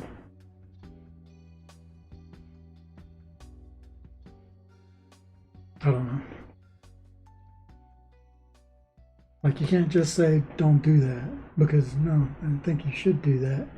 You just have to do it for the right reasons, and that's like most issues, right? Is like jokes also. Jokes kind of walk that line between acceptable and not acceptable, and for the most part, you can't like you really shouldn't censor jokes at all. I don't think. I'm kind of a believer of that. Like even if they are in bad taste, they should be people should be allowed to make them. Same thing goes with I think I'm a big supporter of freedom of speech, even though I think like so it's like you support freedom of speech. Do you support abusive uh, harassment and bullying? And there's a lot of things that can be like racial slurs, and I mean technically yes, that's all freedom of speech, and it should be allowed because it actually, if it's not allowed, then it becomes a privatized thing, and people don't share those opinions, which makes things worse, I think. So like jokes and even like racial stuff, if people can't express them, then they're not going to challenge their way of thinking, right? And they're not going to, like, other people aren't going to know that they think that way, so they won't be able to challenge them either. That's why it's important to have the freedom of speech, even if you don't agree with most of the stuff, because that's the point. It's like if they don't say stupid shit, you can't call them stupid for it. And then they just, they continue thinking like that. I think that's kind of my best way of explaining that. And that goes for a lot of things. So it's not just like freedom of speech. It's just a broad example, but it can basically be anything. In a way, you've got to allow evil to occur to address it properly. And I don't know, that's kind of like a hard stance to take too.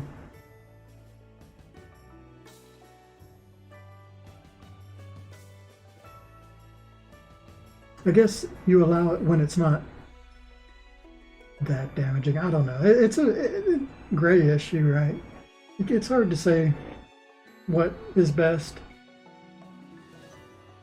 I think a lot of issues are gray issues. I've been thinking about this a lot lately. Because it's like the more issues I look into, I think pro-choice and pro-choice and what's the other? No, pro-life and anti-choice, pro-choice. Okay, I fucked this up. My brain. Yeah, pro-life, pro-choice, or basically anti-choice and pro-choice. I think I just made my stance a little bit clear. But no, I've been thinking about like how, you know, these issues aren't usually as like, they're not that polarizing.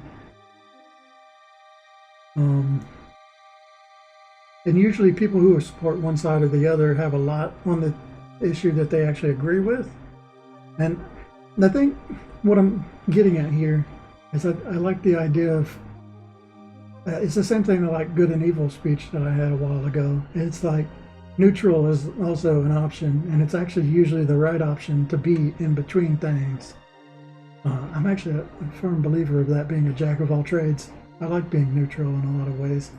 And the same thing goes with like a lot of arguments like that, especially like real controversial stuff. And I was just thinking like it's kind of a better way to like if you want to convince somebody to be on your side, let's say you're pro-choice, but your partner is pro-life, and you're trying to like win them over. I think it's better to not try and win them to your side, but just win them to the middle, right? And honestly, you probably are in the middle when you like go look at different issues, like especially like for me, environmentalism. I support a lot of that, but then when I started like looking into policies and what people are like pushing, a lot of it I really don't support. So I'm not actually like full Green Party. Like a lot of it's like putting a lot of pressure on like residents and like people in general. When I tend to just like, let's get industries supporting environmentalism. Like if a guy wants to burn his garbage or whatever, like that's shitty, but it doesn't matter as much as like the real shit that happens in industry. Like he is on a level of an ant, and the industry is on the level of like a person, comparatively, right? So I don't know. That's usually like how I look at it. I don't know. So it just got me thinking, like, instead of trying to like win people to my way of thinking, I think it's just better to like focus on getting them to be more open-minded, basically.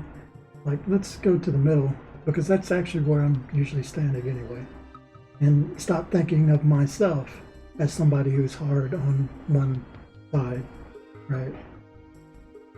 And I think if you do that, you probably have more success in like getting people to come out of their like lanes, because that's kind of like, I think lanes are really dangerous because it just does like a us versus them mentality, right?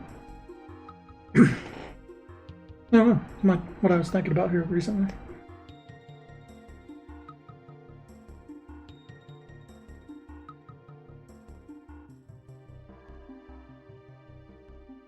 Okay, this guy.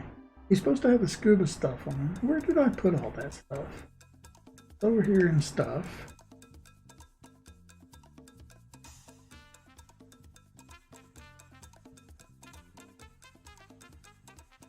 It's this. So he's going to have this stuff on. Really, it's just the snorkel. I want him to have the snorkel thing on.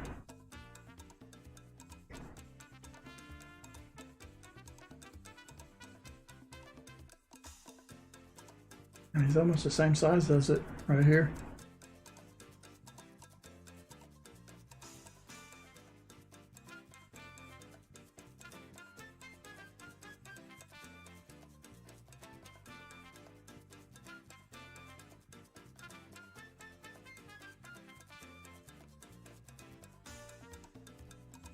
So, I mean, this was a scaled down sprite, but I kind of need to, like, doing a more detailed image, need to know what a snorkel mask actually looks like. I know it has the rubber part, goes over the nose.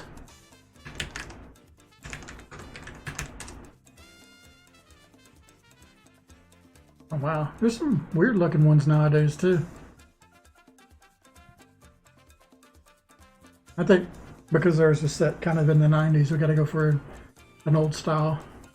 But wow, there's some really cool looking snorkel masks now. They're not just like the same looking type anymore.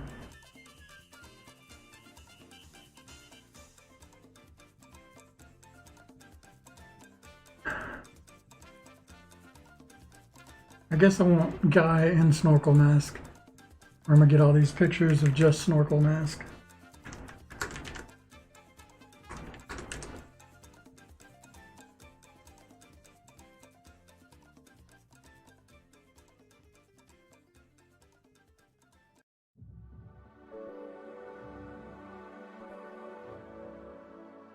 I wonder how often the rubber is actually clear.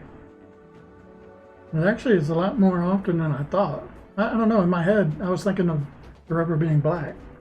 But I guess it is usually clear, isn't it?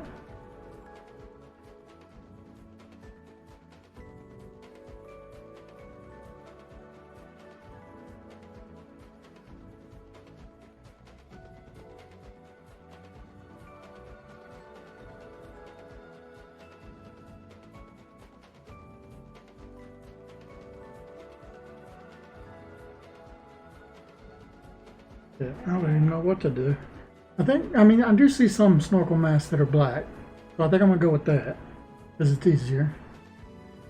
Um, Maybe we should sketch it first.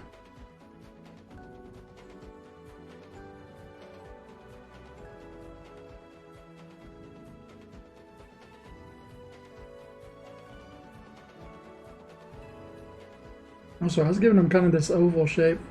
There is a type of snorkel mask that's just a big oval, and I'm not actually seeing any of those.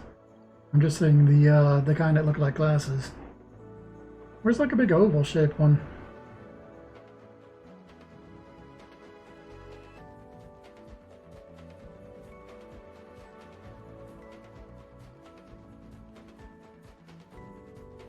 It probably has a special name.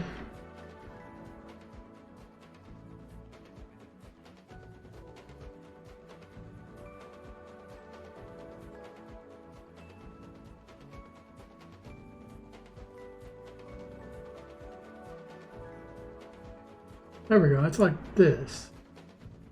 Okay. This is a better example. It's not really an oval, it's got the nose shape cut out of it. It's kind of like rectangular. That's kind of what I had in my head that he's wearing.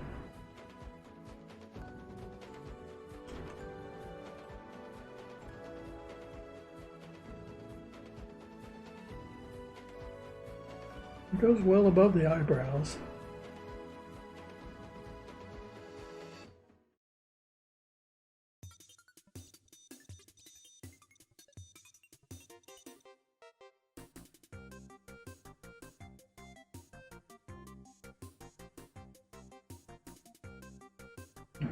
More rounded on the edges.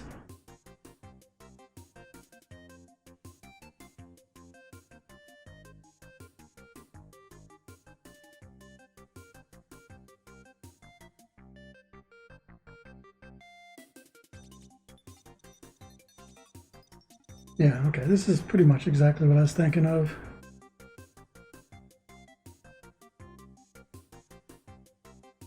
It's kind of black rubber seal right here.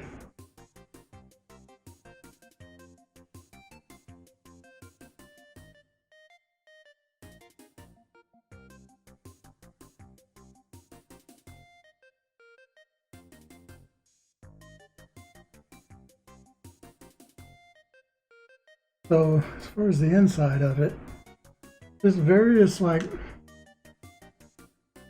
parallel lines,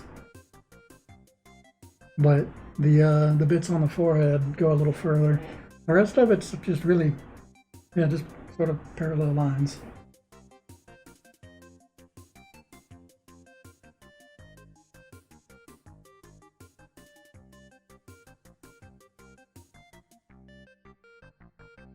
This is the rim of the color part. So it's one for one, but the next part's the rubber part. And then right here it cuts across pretty heavy.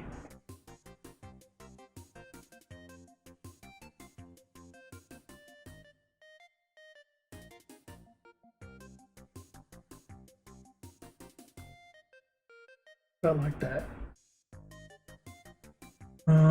Okay, I don't have the snorkel as part of this, but I do have it over here. It's basically like that. Same kind of rubber. I technically don't have it go to either side because it flips. We'll have it say left or right. Well, this side's blank, so we'll go that way. But then what does it look like? It's like a giant pacifier, right? I mean, that's basically what it is.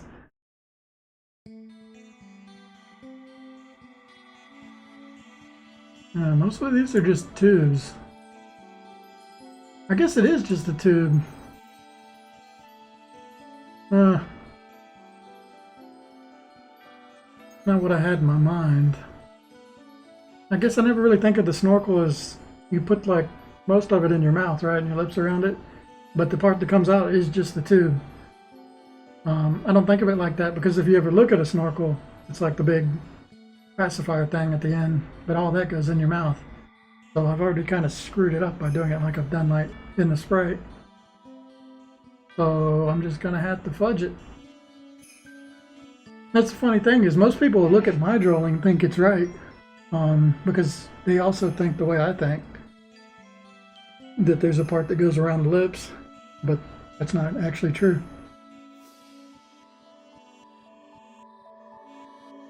That part goes inside the lips. But whatever, we'll just kind of fudge that.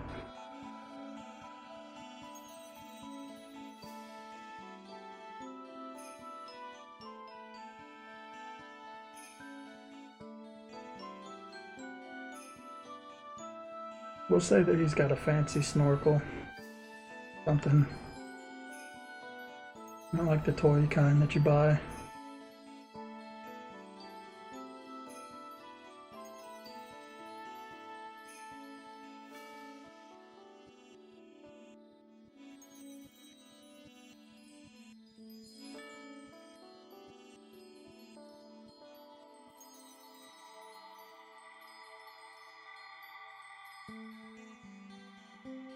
So, looking at it from the front,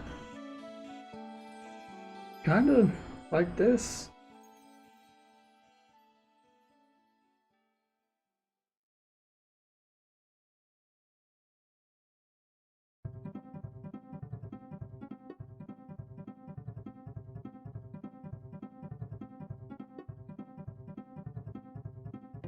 I'm just going to put this on the side of it to say it's sort of like an attached to the mask kind of thing, which isn't. Well, I guess it is kind of true for most of them. Yeah, most snorkels are attached to the mask, aren't they? It's just like a little piece of rubber. I'll just put it right there. It'll be fine.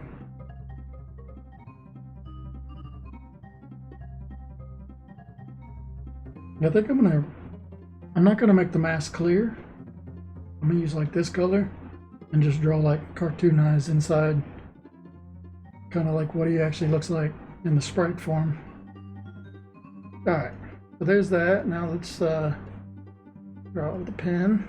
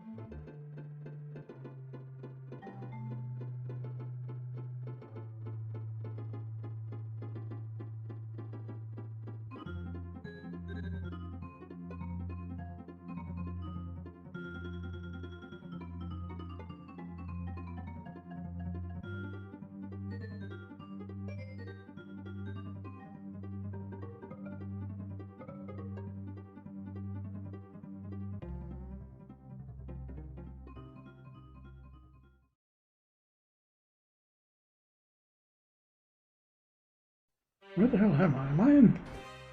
I'm in the wrong layer.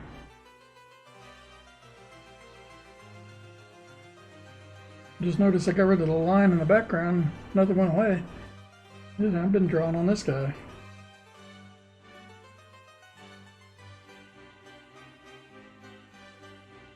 No harm done, really. I don't want to hide this because it's kind of distracting right now.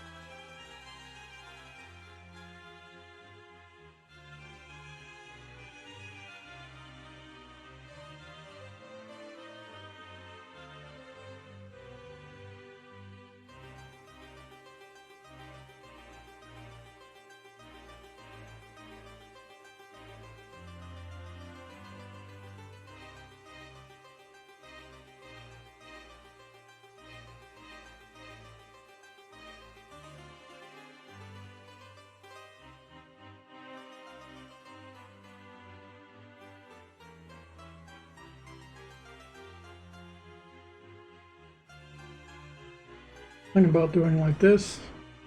Just giving him circle eyes. Because that's what he looks like in game. So I'm like bridging that gap.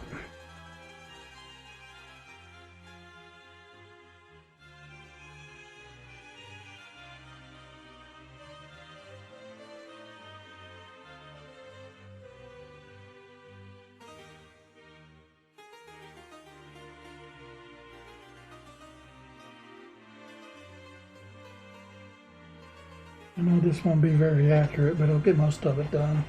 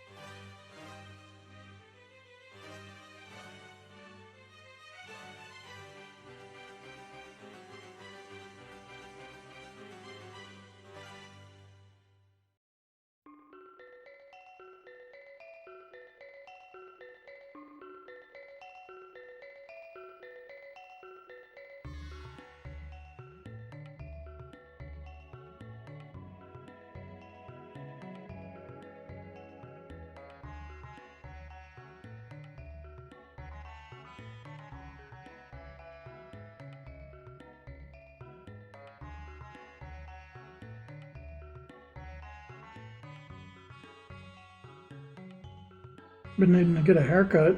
I haven't had a haircut, a professional one, since before COVID. That's like 2.5 years ago, something like that. It's nuts. Pretty sure. I haven't actually haven't been to a hair place in that long. I've just been buzzing my hair or growing it out, one of the two. But I'm starting to look kind of nappy. Especially on the ears. I don't know why. Looks like that hair has grown faster than the top. That's not good.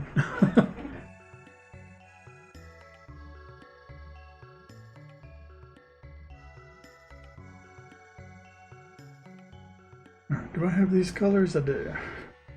I have that and that. Start with that blue and fill in the rest of it manually. Woo! Fuck, dog. You just blew me up.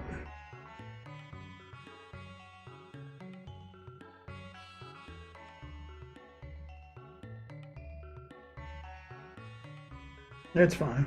I blow her up too.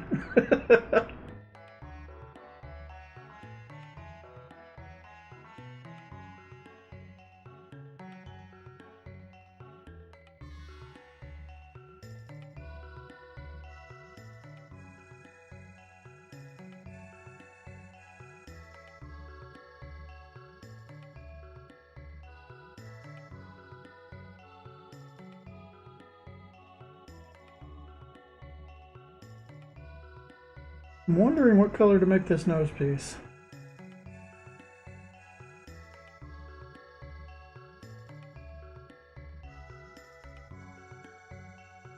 Technically my rubber is this gray color.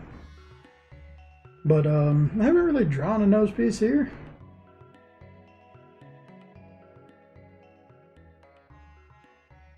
I think I originally had like, I was thinking actually a type of oval that goes over the nose.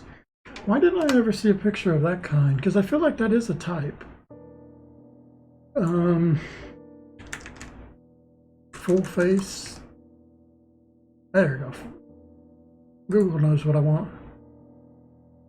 But these are not like the old ones. Maybe I should look up like old design.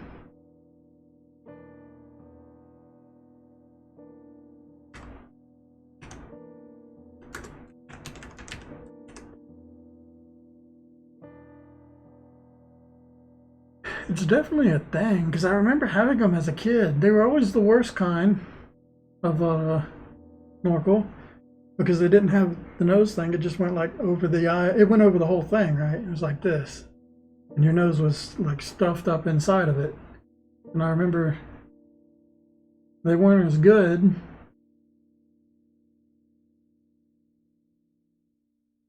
But they were definitely a thing, and I cannot find a picture of one.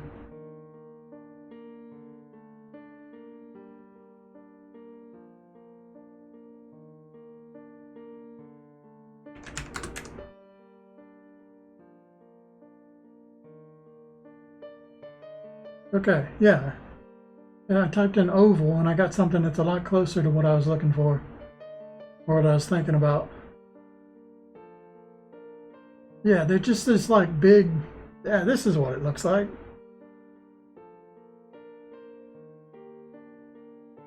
Um, it's just this big oval basically, and you put your whole face in it.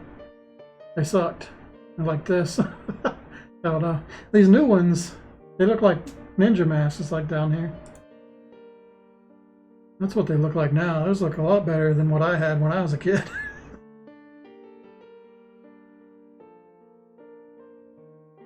So, and have I gone too far? Should I take it back? But I think when I drew, where's the one where he's like straight on? I drew it like this before, didn't I? I don't even remember now. Yeah, and his death animation. It looks like this.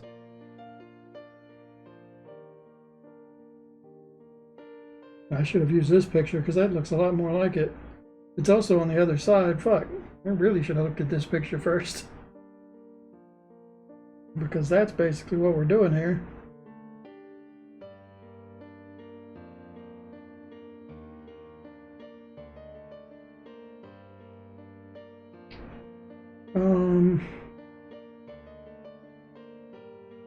I think I am going to change it actually. I'm going to take the nose part off. And that's annoying, but to make it like match this picture, I really should do it the other way around.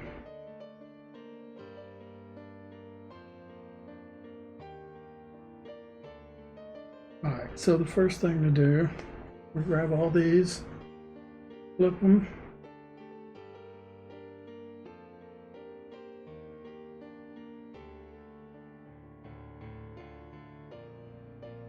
I don't know why there's so much extra on here. Oh, probably because I did the big rectangle fill.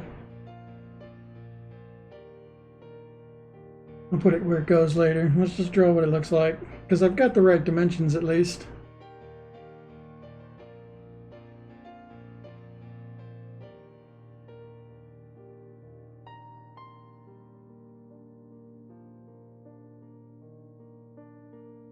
But it really needs to come down to like right here where the tip of the nose is.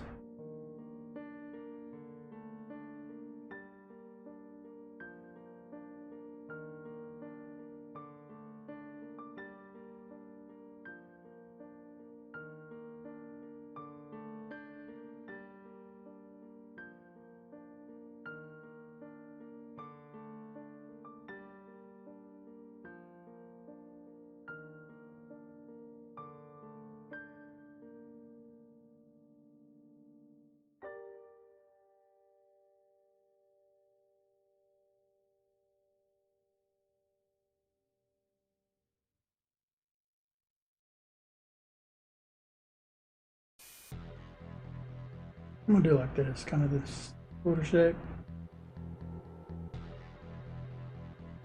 The first time I've done like a redraw of anything in a while. I usually know what I want. A lot better than this. In fact, I should still have the nose part on the inside. It's not drawn here, but it would be drawn in this close-up. Also put it where it's supposed to go now.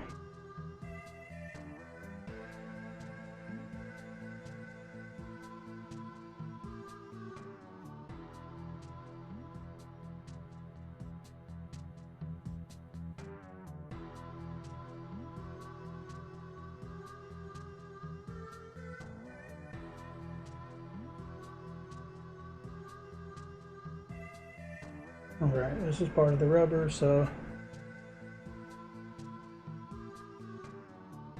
I need to blend it in.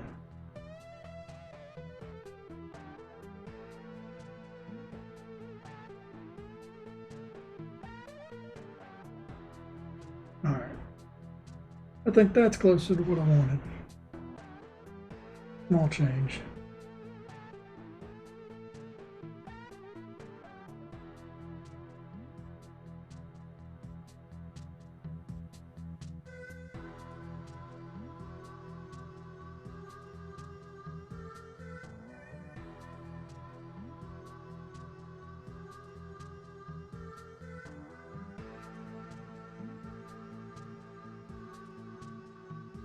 It matches more to the Sprite.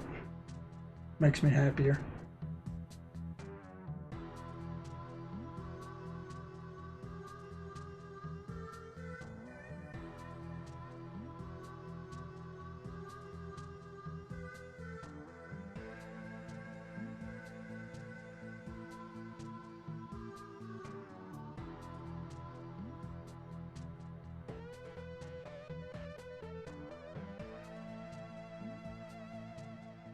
Alright, now I've got the other problem of I made the glass the same color as the rubber.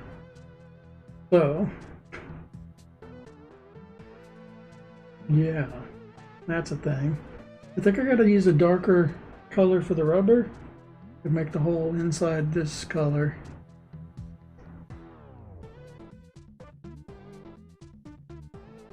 Alright, because there's like, the whole thing should be this color.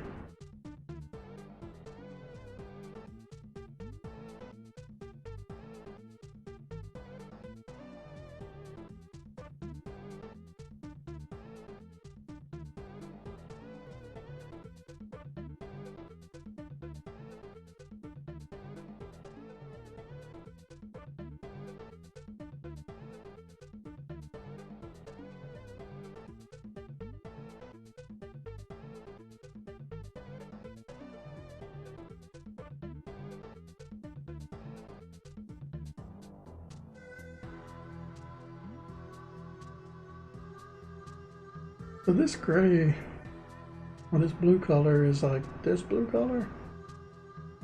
Yes, okay. So I'll just use the darker version of that, and that should do it.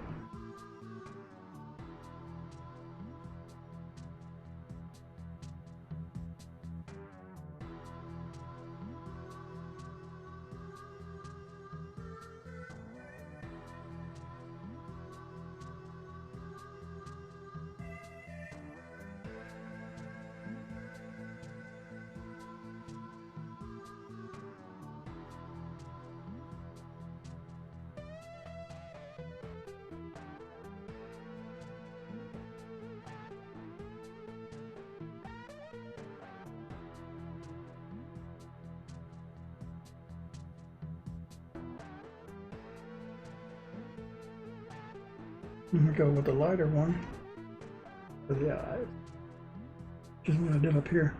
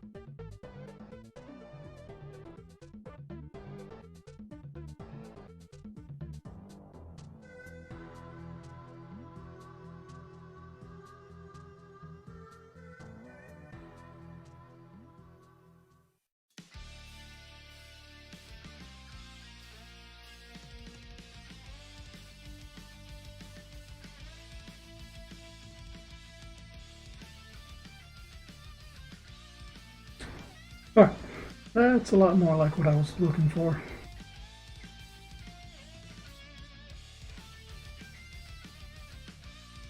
And to be smart, I've been trying to do this more recently, but I should save these two versions because you never know when they'll pop up and I'll need to use them again.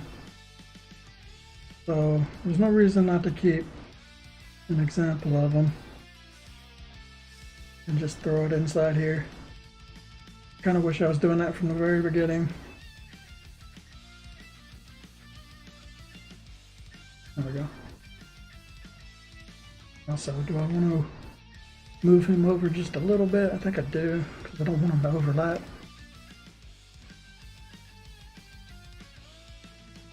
I like that.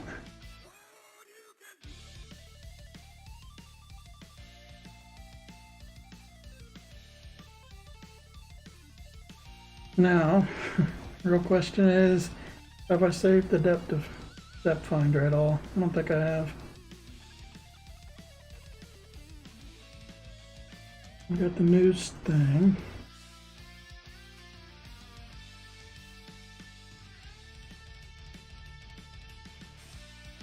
Oh, I saved these. I should go ahead and move these up. Why did I save this one? There's no reason to keep this, is there? There is, because I'm going to do the light bulb. Okay, I'm glad. I'm going to keep this in here. Otherwise I'm going to forget. One of the full-size ones is going to have her holding that light bulb. So it would be nice if I had a version of it for myself. Okay. So I do not have the thing that I need. It means I wasn't really thinking ahead very well. But it shouldn't be too big of an issue. If I go back in the cutscene a few times.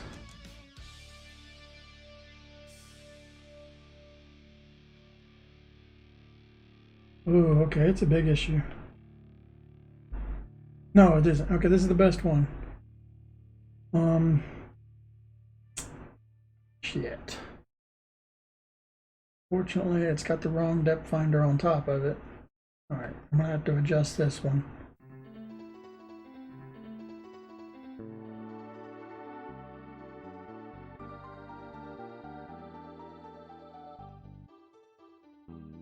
So I want this thing.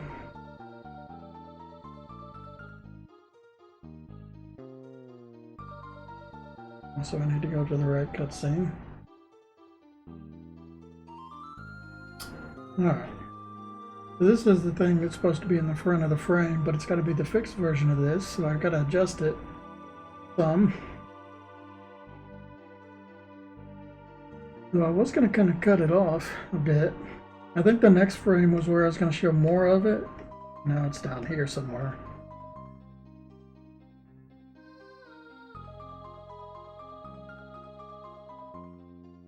Right, so there's that one, light bulb one, that, this one. Okay, it's definitely not inside this frame. I don't have to worry about it for this. Do I have to worry about it for the next one though? I think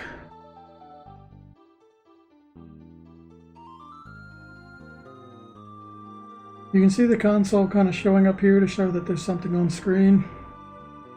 But in this one, I don't think you'll be able to see the console. Maybe you'll just see, it might show up here like in the bottom right here.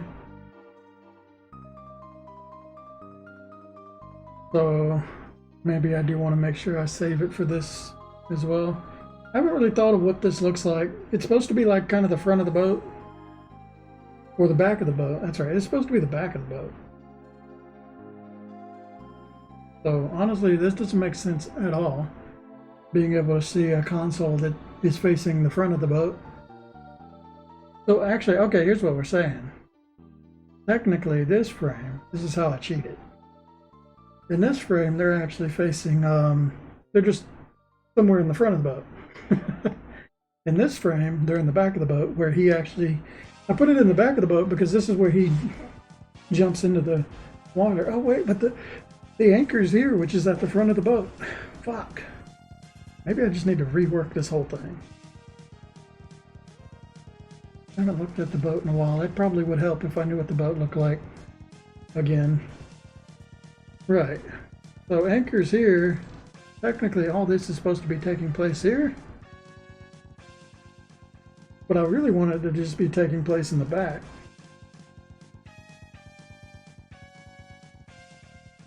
But it doesn't make any sense for the lever or whatever for dropping the anchor would be anywhere but up here or in the cabin. But I don't want it to be in the cabin.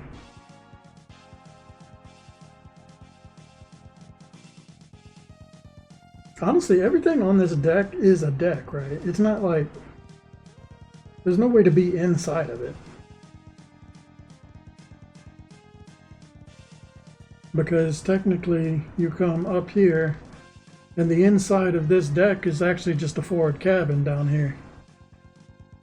So yeah, the top of this boat, or the part that you walk on, is like surface level with this. The whole crane being part of it is not how this boat's supposed to look like, but just something I'm doing to explain why you have a giant mechanical suit and a sub. You gotta have some sort of crane.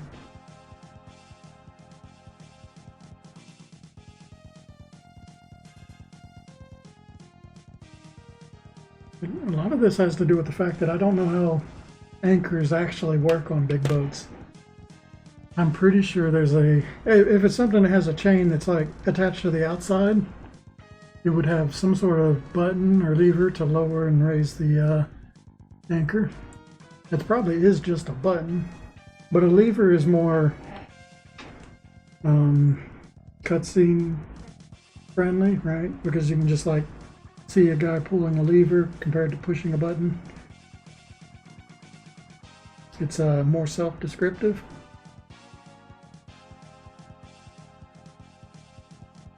Right, I haven't really thought about what this scene actually looks like well enough.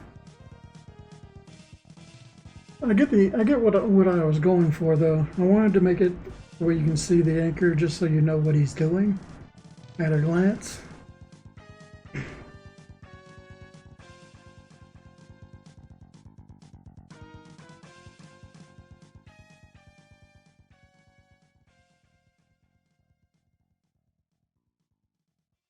But honestly, I like the idea of all this taking place on the back of the boat, because that's just where the character always exits from or enters the stage from. So I might just have to rethink this whole part and do something different, which will make it easier to draw. Okay, let's do that. And I have fucked up by going all the way to the end of this.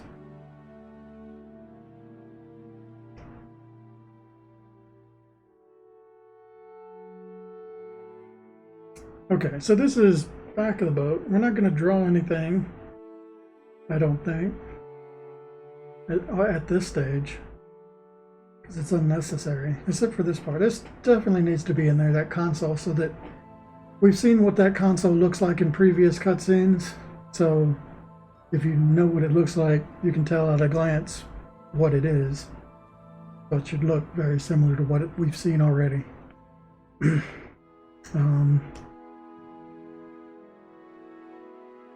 But this part needs to be very different.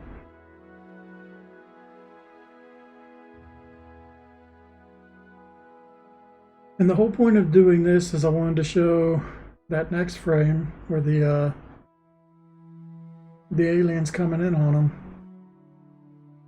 I wanted basically this to shrink down and go to the side of the screen so that we can see that, yeah, it's approaching. So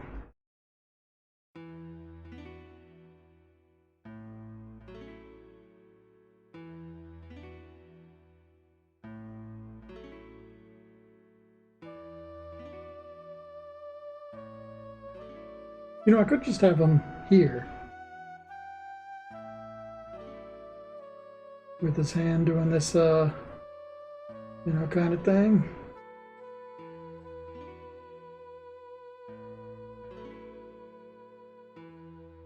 Just yelling, dropping anchor. as this guy goes off. So it's kind of like he's heading towards the front of the boat to do that. We just draw kind of like the basics of the ship here.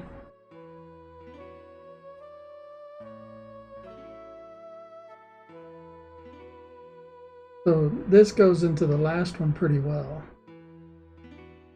Because we had this guy on the left, this guy on the right.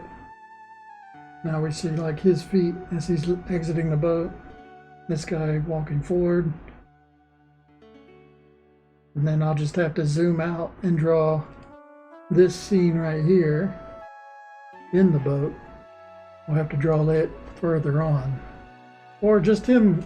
Honestly, I don't have to do any of that. I can just draw the boat from behind, which I think I have a picture of the boat from behind. I hope I saved that. And have him like dropping the anchor. It doesn't have to like be the same thing exactly.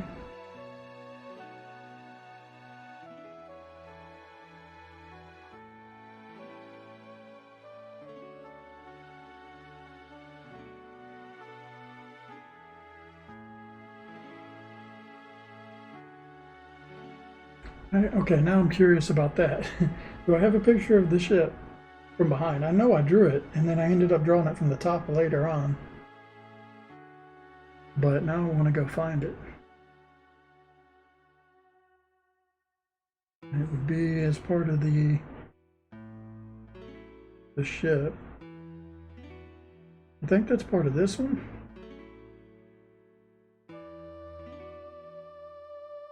It's probably in here. Because that would be a chance to use something I've already drawn. Again.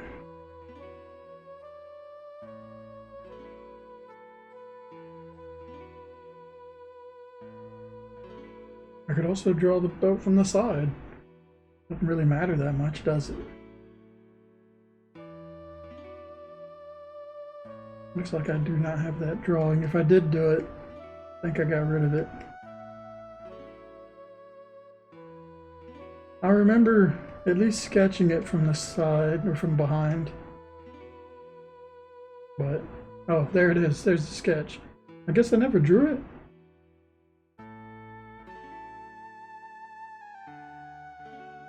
I could always use this sketch if I decide to do it. At least I got that much.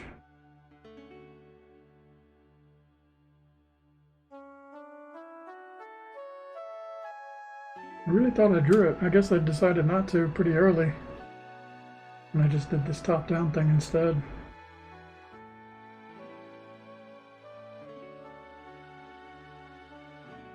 I don't know. I think I'm fine going with what I've got here and figuring out the other bit later. Should be fine.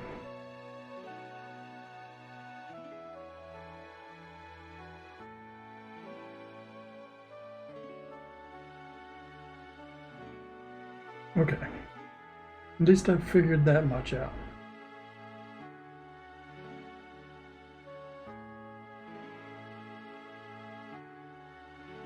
Doesn't really change much here. I just need to put this where it goes and turn it on.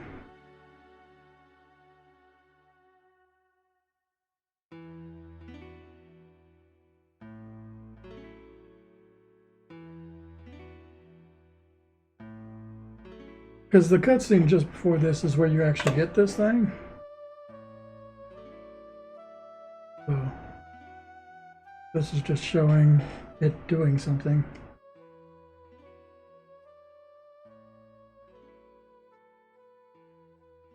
Fortunately, that green wire is in a horrible place if I want to erase it.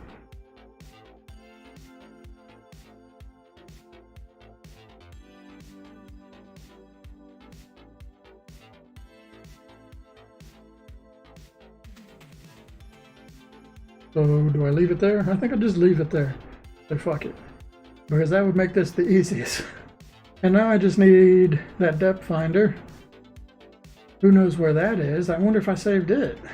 I just went through this, but I don't even remember. Is the depth finder in here? I don't think it is. But I've got a version of it down here.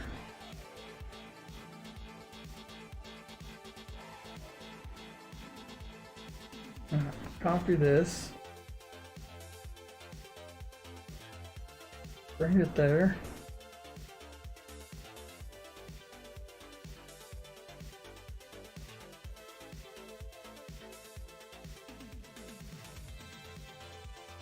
All right, that's the correct depth finder, and we just need to put it right over top.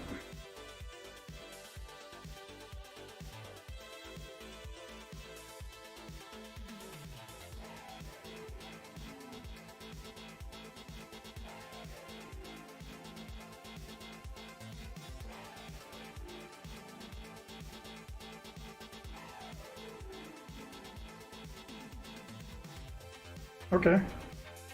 And then just do the alien showing up. I don't even know if I have that one in here. I should. Yeah, definitely should. Where's that thing I drew of the depth finder?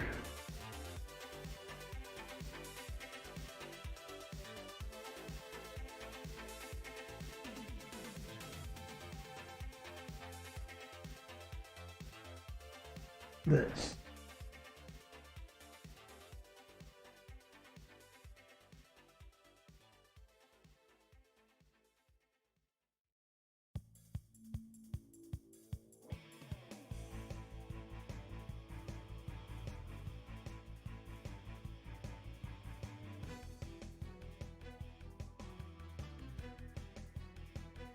Would have been nice if I resized this with it.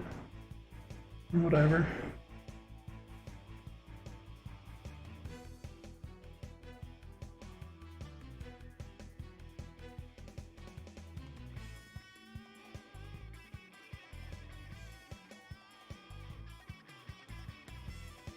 So this will be the first time the player sees this thing. I'm just going to put it right in the center. So yeah, it's the first time the player sees this thing showing up.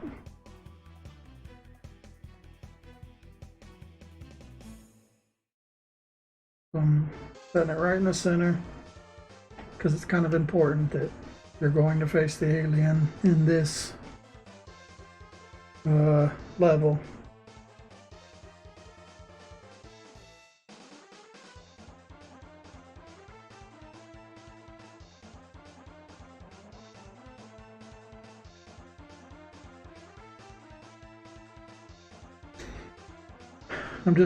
I'm paranoid, but I definitely made a copy of that, didn't I? Let me check real quick. Yes. Okay, good.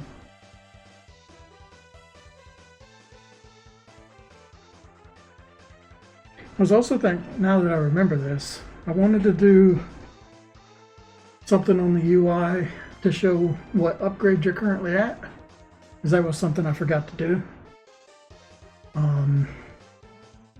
And I never really thought about where to put that either.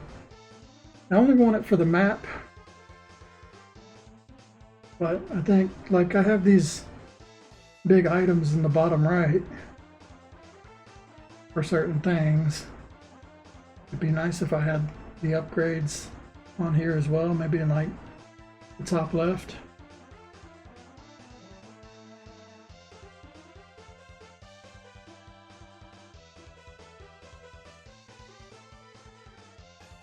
Right, when you get the treasure map, you have this one, that one, depth finder.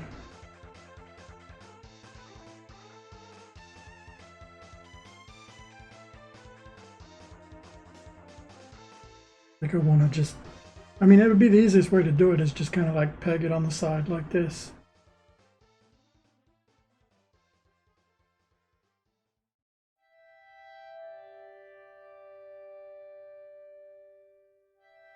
I don't know.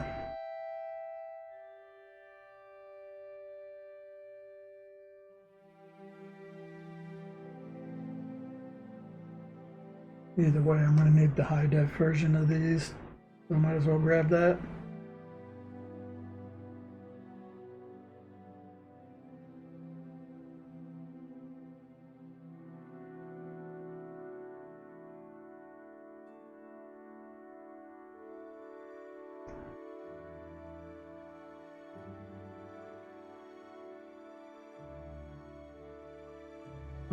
So if I want these to be on the UI, where's the best place to put them? That's the real question.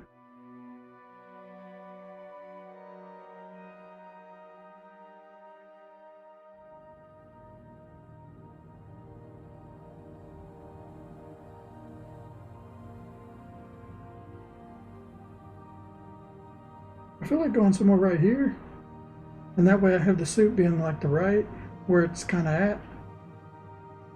It's like on top.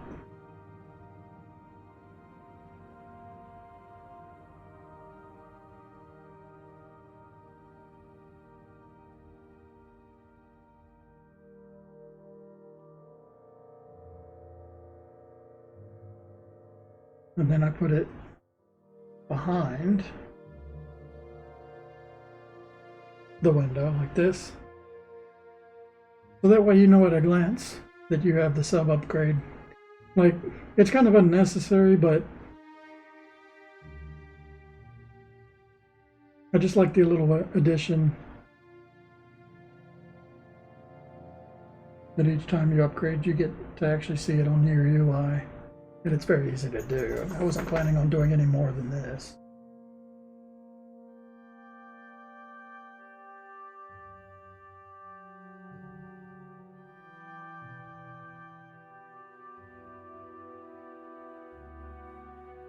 I think I do want it to actually be above it.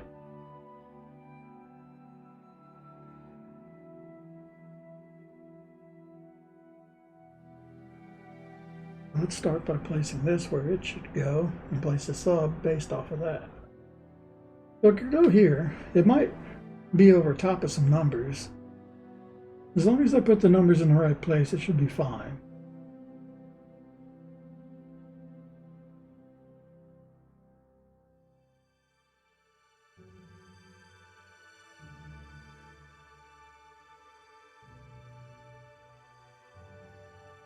This will be like this.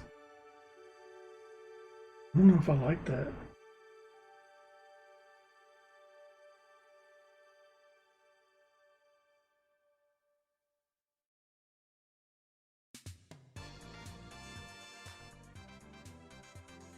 I can never tell if that's a follow or it's a song starting. It's just the song this time.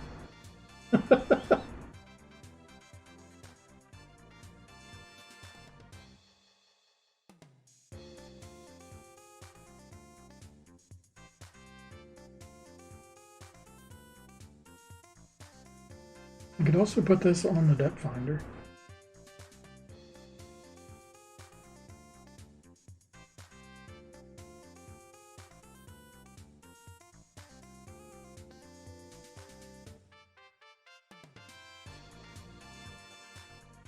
I can't put it on the bottom anywhere because of all that stuff that's already on the bottom, so it's really got to go here, here, or just in another place altogether.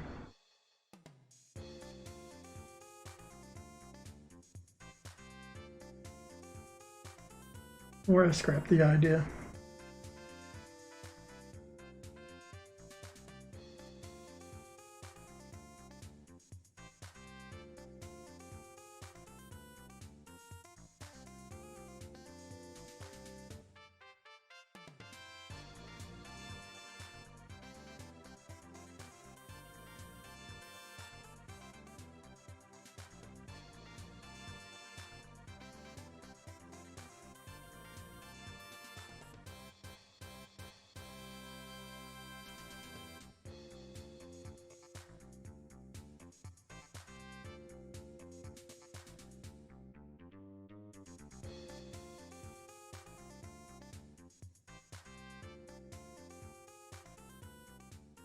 I didn't move it so far back.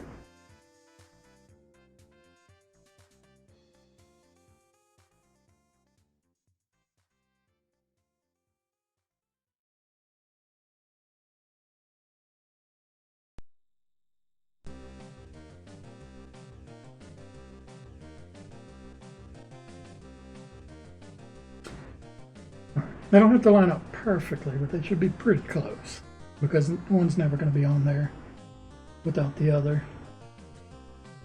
Or they'll never both be on there. or change because it changes during the stage. So that's what you happen to have when you exit the stage.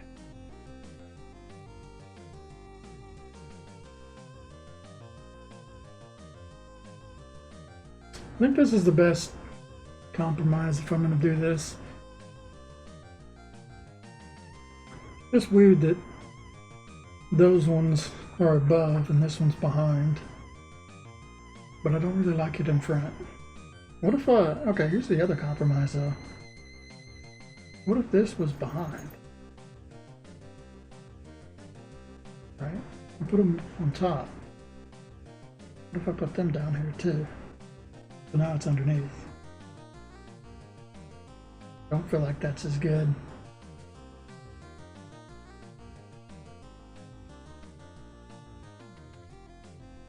No, I really think those should be on top because it's like important that you see those and they're kind of in the way. So that's the point, is to tell you that there's something you have to do with them. But this one, on the other hand, it's just in the way if it's above.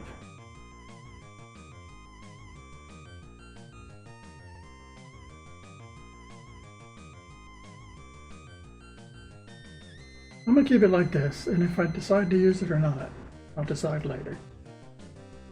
Or maybe I'll think of something else. Alright, move on here. My voice is going out because I haven't done this in a while.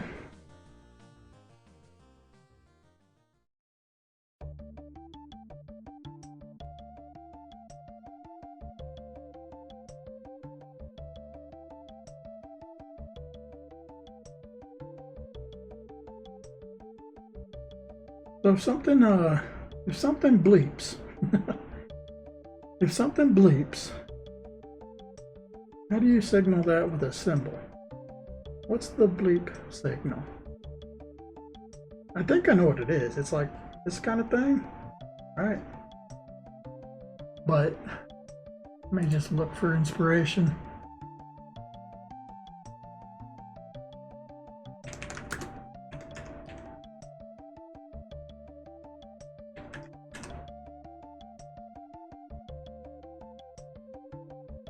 I guess, yeah, a little like sound wave kind of thing. That could also work. I feel like beep is not the right word. It's bleep with an L. No. It keeps giving me like pictures of TVs. That's very weird.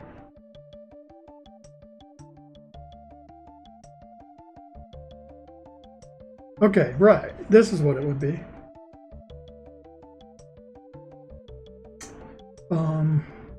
Yeah, it'd be little lightning bolts. I wonder if I have little lightning bolts in here. Probably, but I would never be able to find them. Oh, well, there you go. That's the noticed sign. I don't really feel good using these that often. I'm not exactly sure what the copyright is on a lot of this. Better off to just draw it real quick. I'll probably do it white. Is there a fill tool for a polygon? I think you can do that. Not a polygon. A polyline. Yes, okay. This is what I want.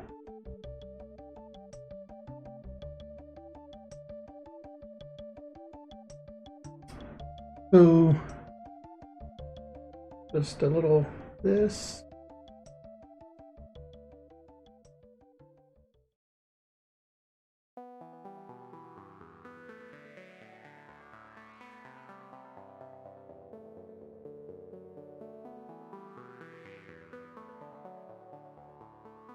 Same way, yeah.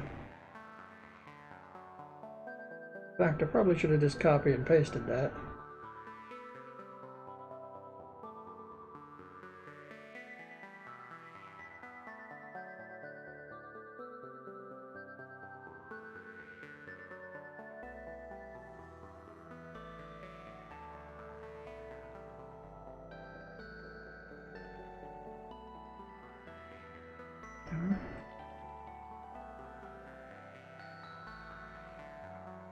wrong. I think it is better if I just copy paste this. It looks so good.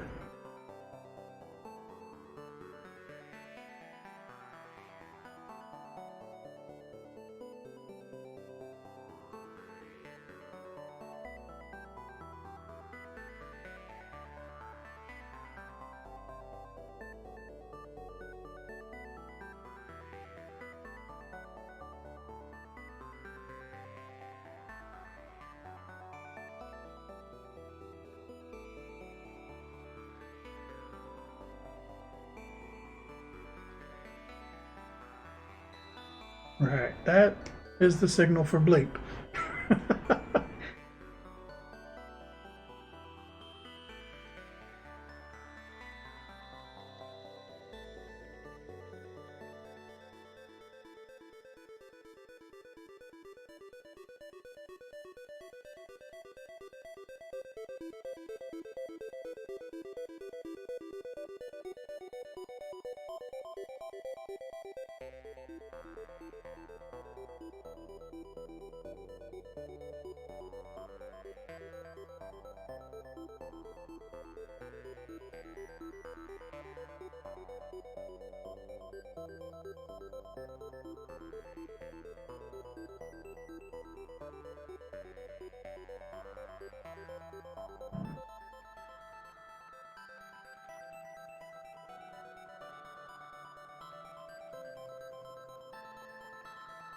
I might still need to use this one. I'm gonna save it. I don't know if I'm gonna put it in the next frame or not, but I can combine all these together now. I will officially have done one frame tonight. Hey, that's better than nothing. At least I'm back on.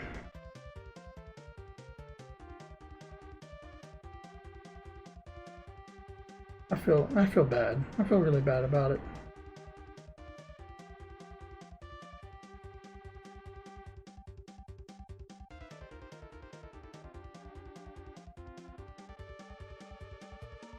Alright, so that one's done. On to the next one, which is whatever this is.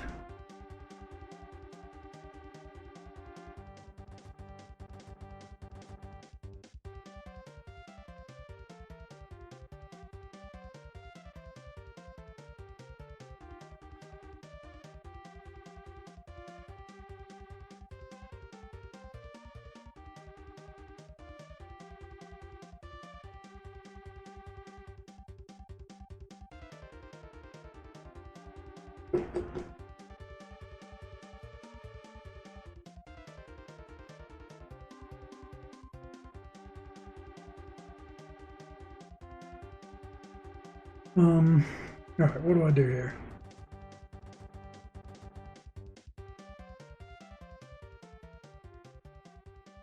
So I'm drawing the back of the ship.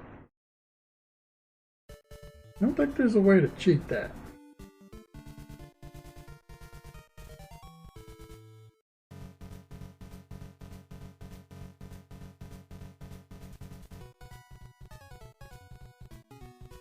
I can't use this one.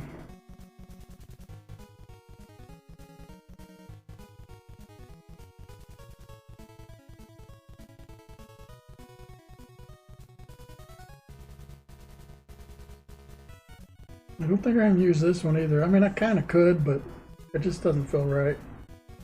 I think I'm going to end up drawing something. I really don't have any idea what. It's not going to be too much, though. It's going to be whatever the back of the boat looks like.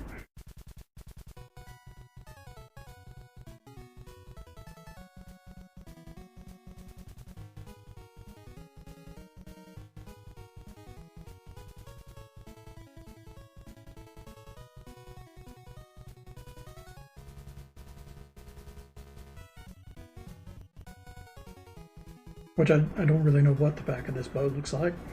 I'm like a charter boat.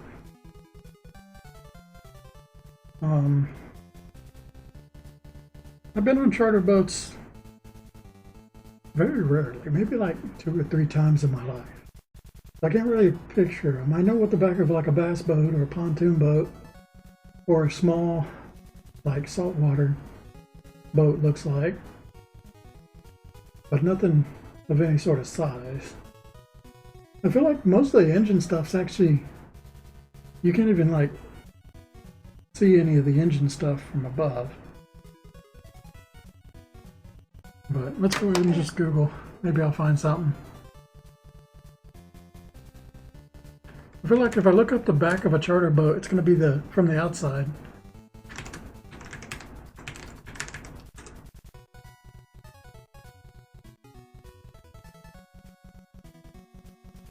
Yeah, I'm mostly right. But you can kind of see inside of it. Oh, okay, this works. That's exactly what I want. It's a very low resolution though, but you can see the motors from there. There's actually a table built into it. I think the best thing for me to do here is actually use some of these straight lines and stuff.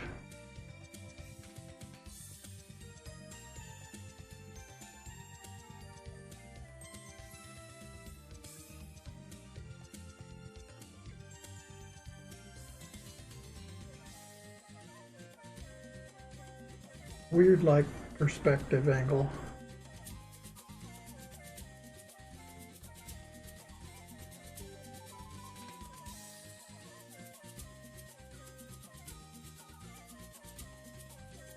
True.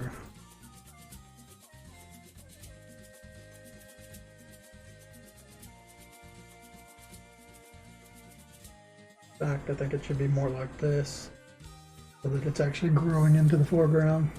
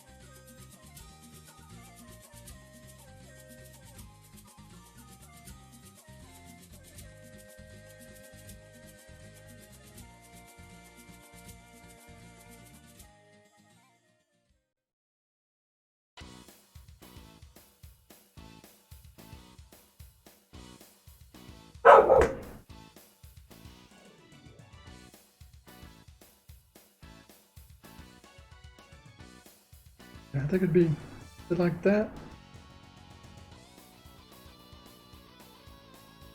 Perspective's a little weird. It looks like it's pinching, but whatever. I think you'll get the idea that it's the back of the boat when you see the two engines.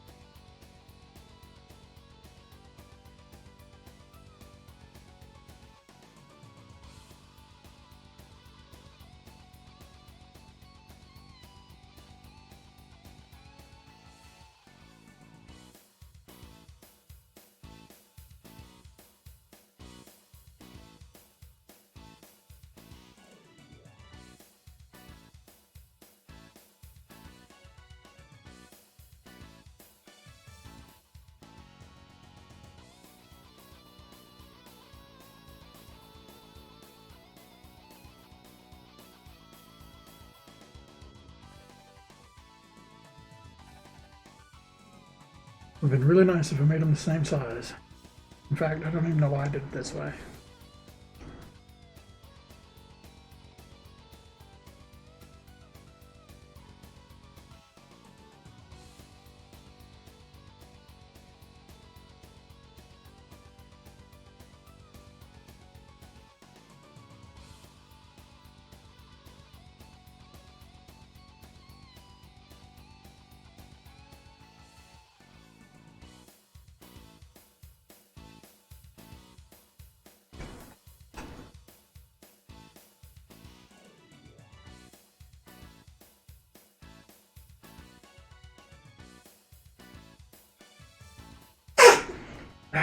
Sneeze.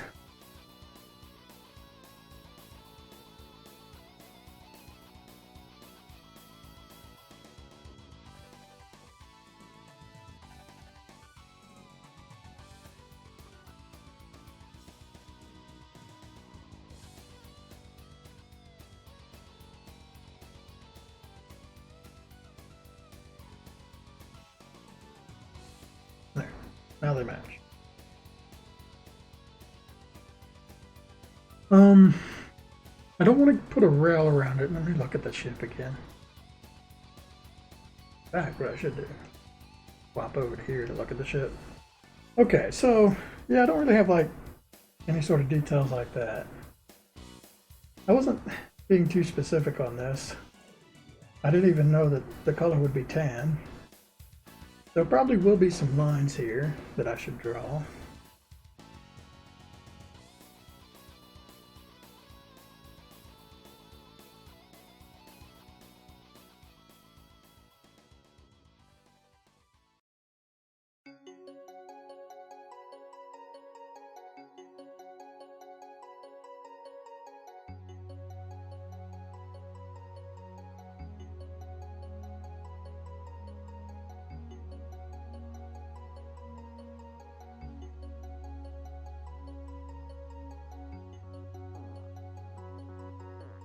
Let's do that. Because of these lines right here.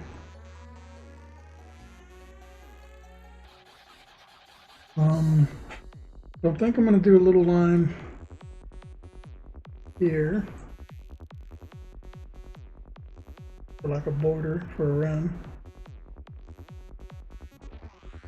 Got to reflect here.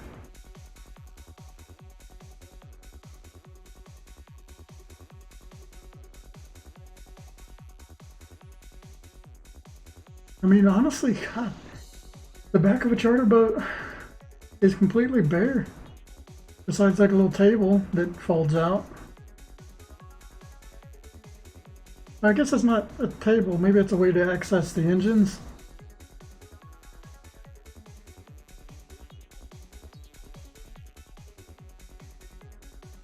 So, I mean, that's just boring, but that's what it is. Oh, okay. There's little hatches in the floor, though. That's something, at least.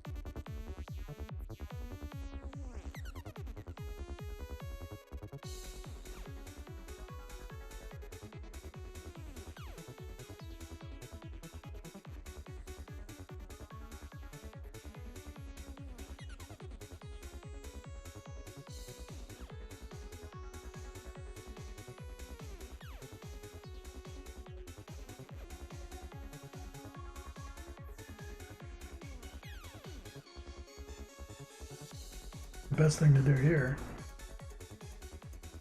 Probably won't be able to get it to work the way I want it to do. I can do a straight line across the whole thing. They don't match up at all. It's very unfortunate. Technically they should match. I'll try and like make them work. Now that I've thought about it. Be more eye-pleasing if it's geometrically correct.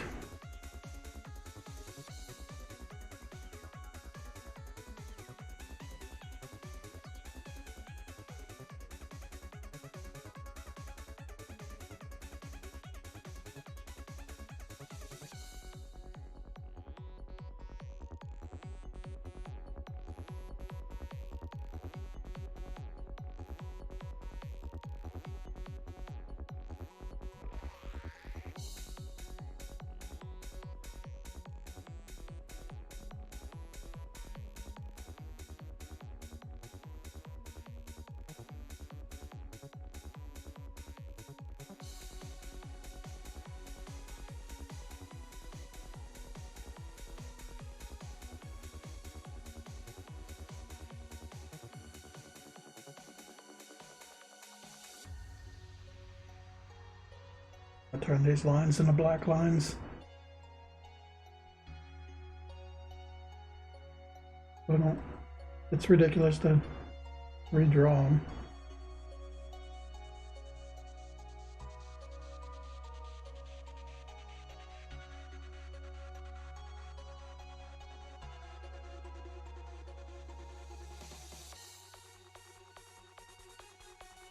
Alright, what do handles for these look like? I can kind of imagine it. It's too far to see, but they're those kind of handles that lay flat with the floor but can be lifted up, kind of like a little crescent shape. Best way for me to draw that. Well, definitely the best thing is to do it on a new layer. Copy and paste it.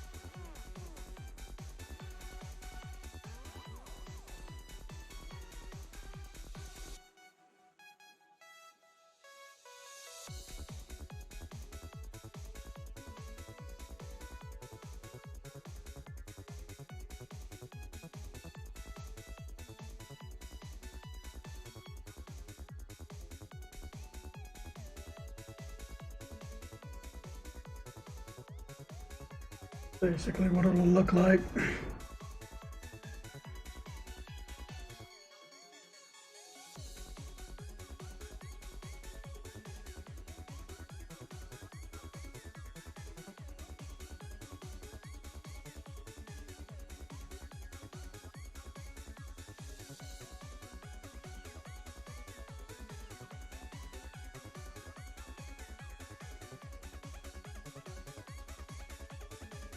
I do feel like there's something missing from this wall. Maybe like, I don't know. What would go on this back wall for like a fishing boat? I mean, really, it would be just like a table. I was thinking like fishing rod, but that's a little too much.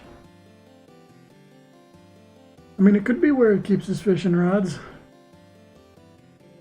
But I feel like they'd be somewhere else hanging up or something.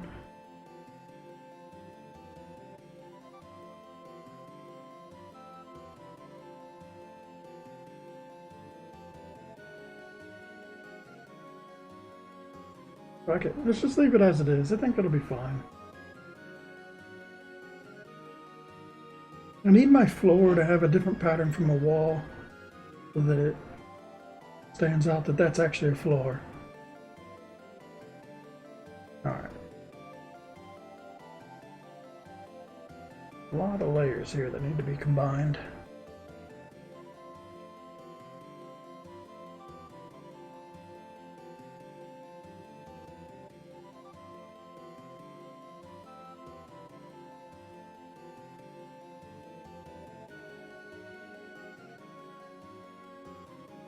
Black lines.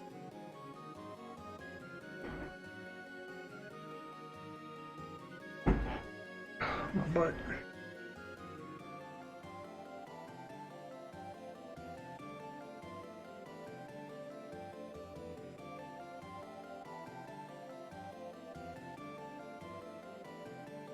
I want this one to kind of translate into the next one pretty well. It'll be like over that rail right there. It'll be just over here, so this should be about the right spot to be.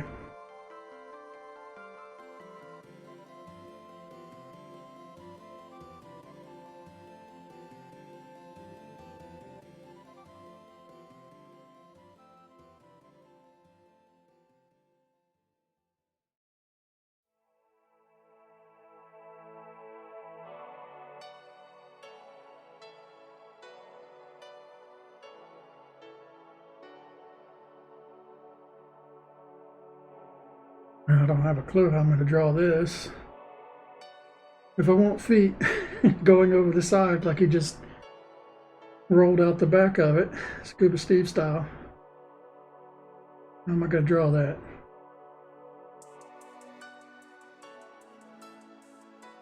Do something like this.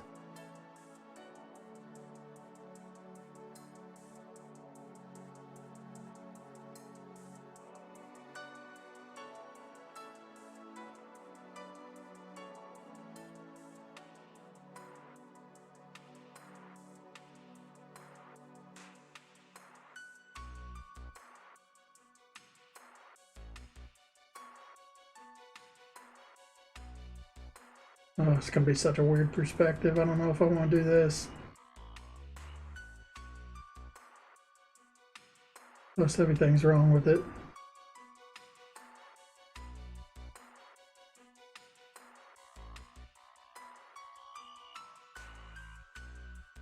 I just didn't want to make it 2 feet going straight up because that's not natural. Usually 1 foot would be bent, right?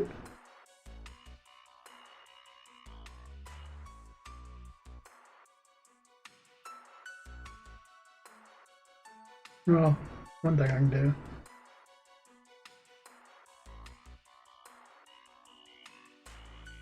Is swap them.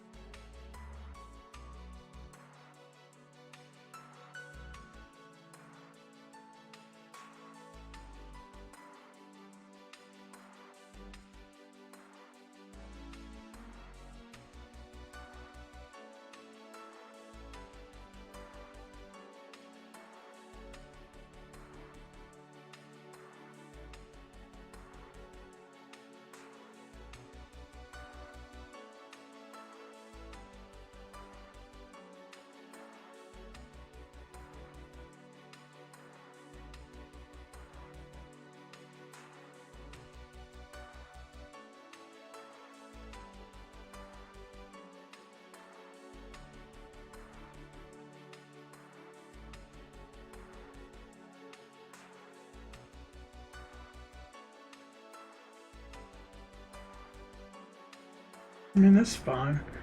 I guess so. What does his feet look like?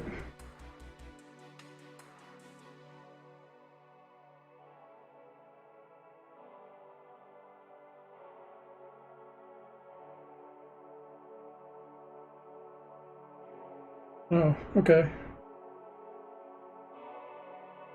So, kind of go like this.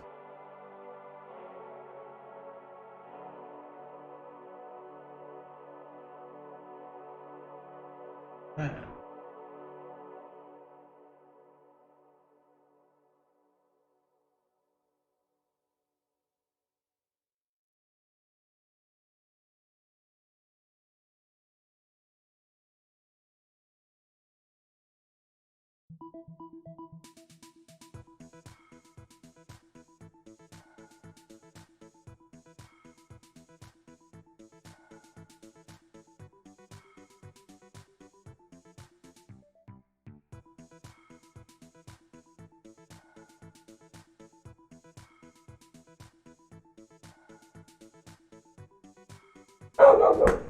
Damn it. Why does she do that constantly? I just don't notice it until I'm streaming. I mean, that's true.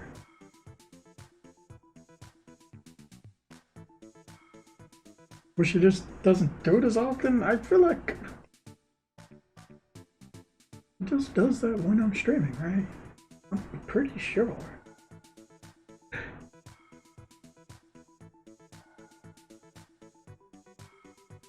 Because I do kind of pay attention to it. Because every time she's gone out there without barking while I'm not streaming, I pointed it out.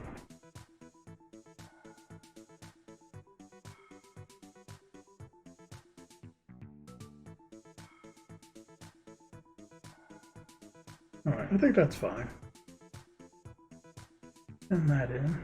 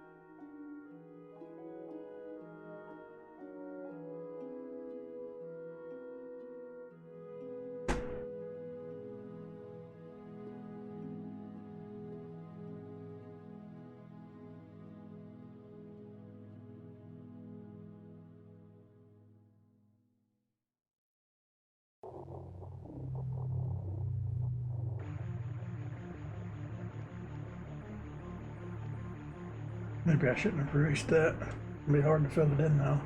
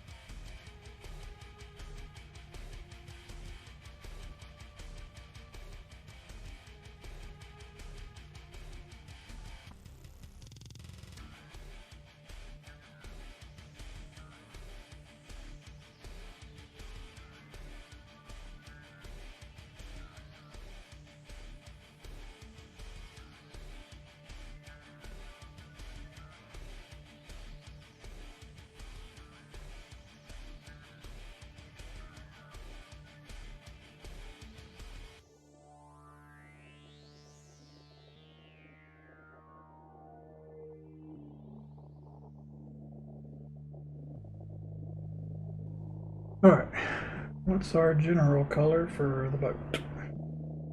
Inside the boat. Because the outside is really just what's on top.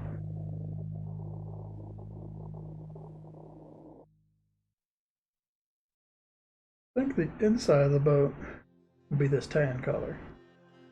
That makes a lot of sense, seeing as the walls are that color. Yeah. So this is inside, that's out.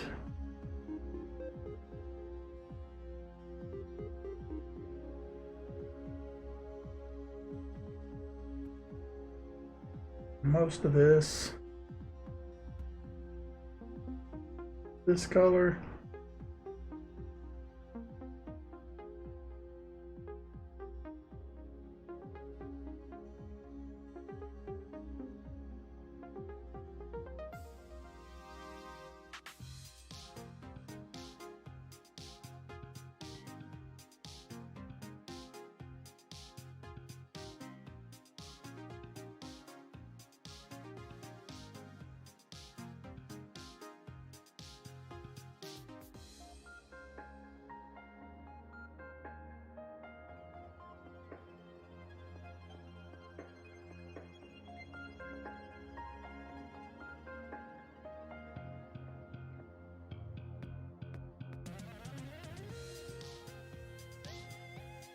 What's going on here?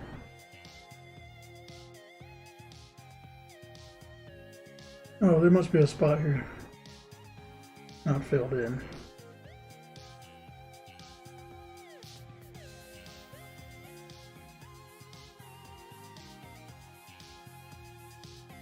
Alright, I can't go outside the line.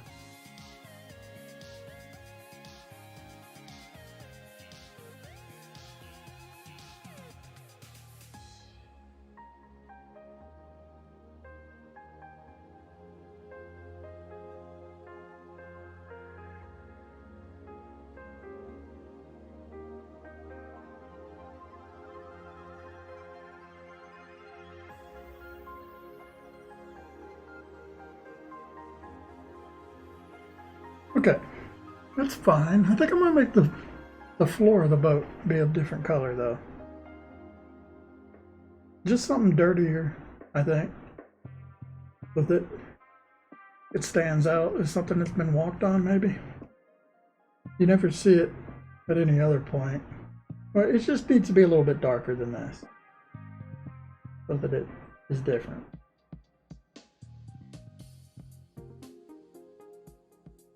Fortunately, this line doesn't exist.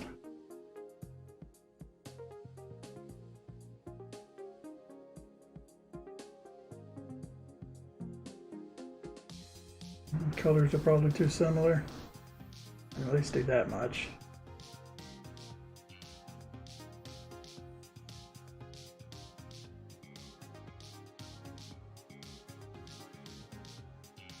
Just want it to look different from the walls.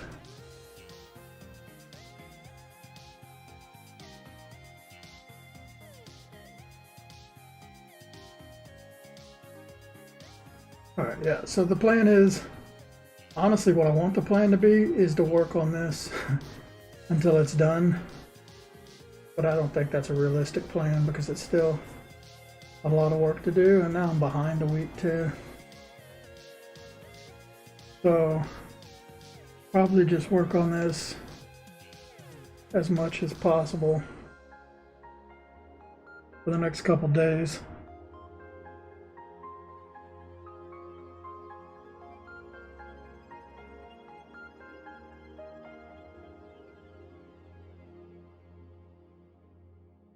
But I might not stream it every day.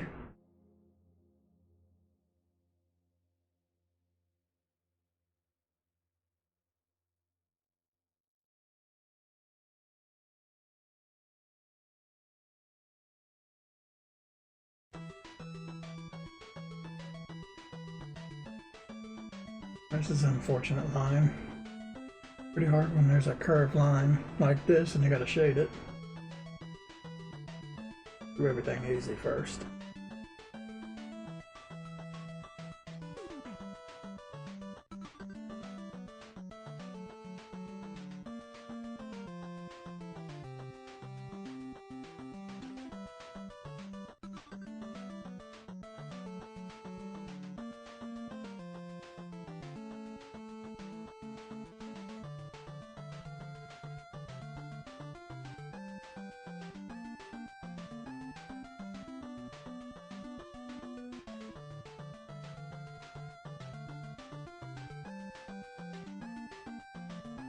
I really want to get past this stage. These cutscenes.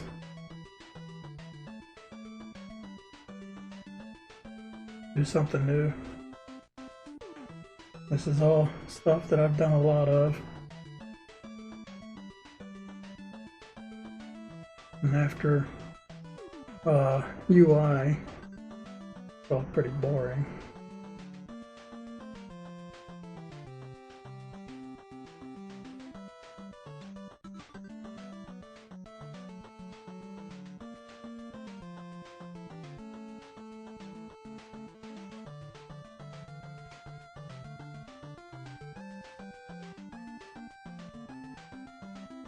I guess that's a bad way of thinking though.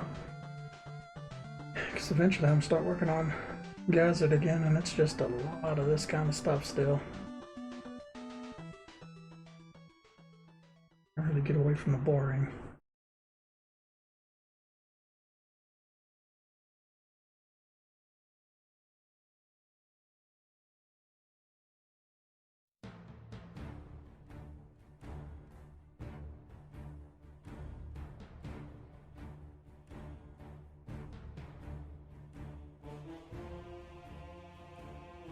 Usually it's easier to do long lines vertically, in my experience.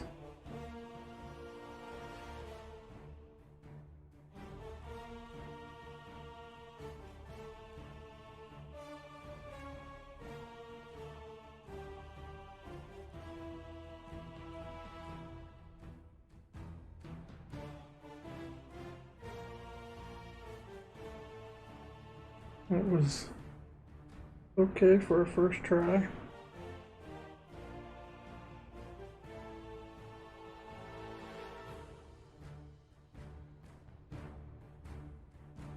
I swear when I do that, I don't actually look at what I'm doing because I kind of did it perfect those two times. And I know I've seen a lot of people like they suck at doing tracing lines like that. I can't explain it. I really just go instinctual and I don't think about it. And that's the best way I found to do a line like that. Which I guess that's a really hard explanation, but yeah, I don't look at it. I just like I look way ahead of it and I really just let my brain do it for me because my brain knows exactly how to do it. I think if you overthink doing a line like that, you'll start making little mistakes. It's kind of like breathing, right? So, yes, if you want to make a big line like that and do it right the first time, you really got to get in that mental state of just let your brain do it. You don't have to. You don't have to do it. You're just gonna make it harder for yourself.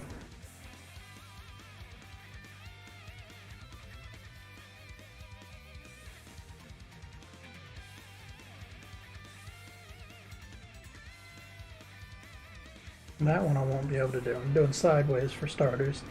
So I think straight up and down is easy because all you're doing is pulling into your ribs and you don't have to move anything else. Going side to side, like try and like keep your hands still when you go side to side compared to just pulling straight down. You can really tense your arm up. So I think that's why doing long lines in a vertical motion is really easy, as long as you keep everything tight. Something like this, because it's a straight line, it makes it a lot easier. You just do that.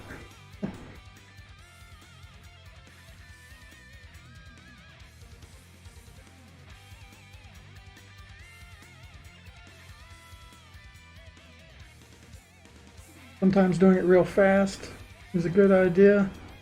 So I find I tend to get pretty wobbly when I go too fast. But it does help.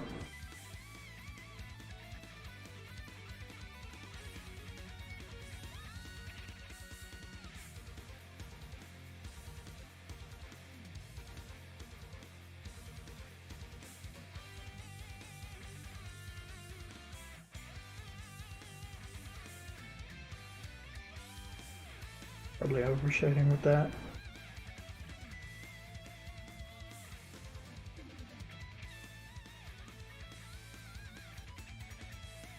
This one's kind of hard because I got to do like corner shadows. They're always like the hardest because they're like these little circular shadows.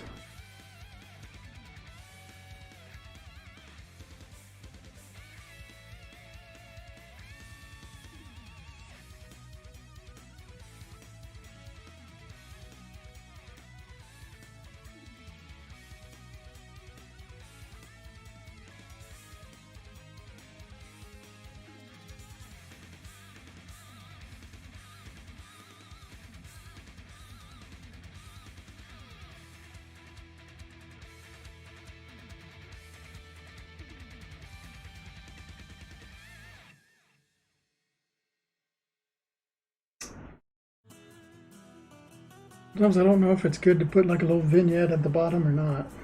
It looks good sometimes and sometimes it don't. It's hard to tell.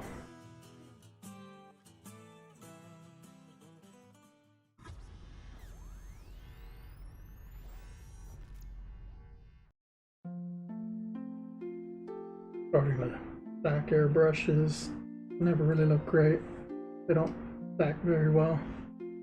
Usually got to do it in the first attempt correctly every time.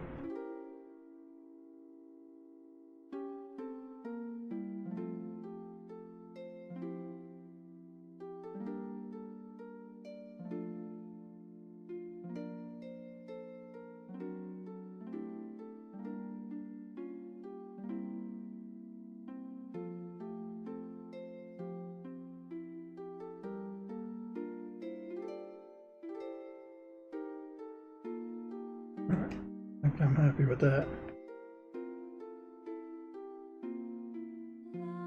I need a picture of my man at the front.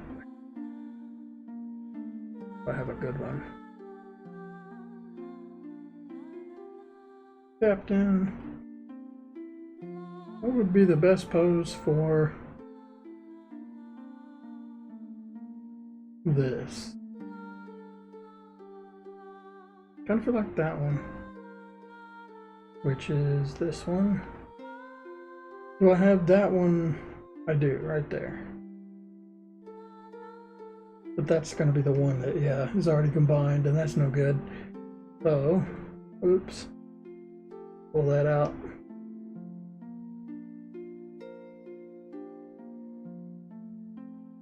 I'm going to do something like this, probably.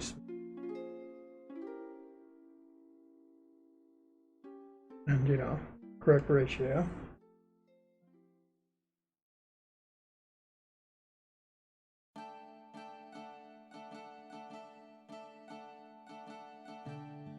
I gotta do him opening his mouth and cupping his face. Not the easiest thing in the world, but at least I got everything else here.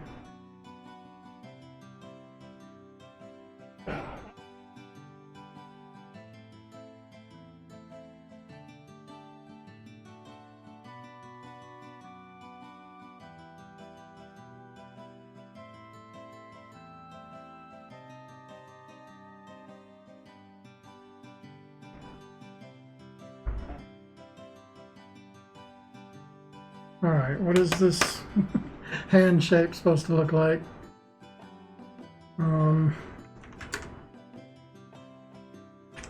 Guy shouting.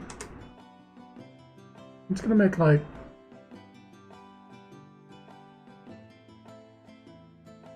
alright, they're all two-handed. I'm on a one-handed. Yeah, like that. I'm gonna have to take a picture of this. It's like way anchor like this. I think it'd be better if I just take a picture. I mean, this guy's based off of me. That makes it easy. Or it should. It'd be like this.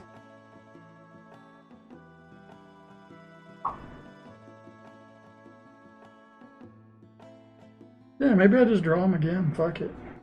It sucks, but I mean, I'm gonna have him have his mouth open. It's all gonna look different. So I think I go take a picture of myself.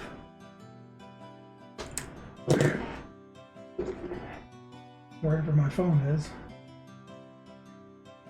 Oh, it's over there.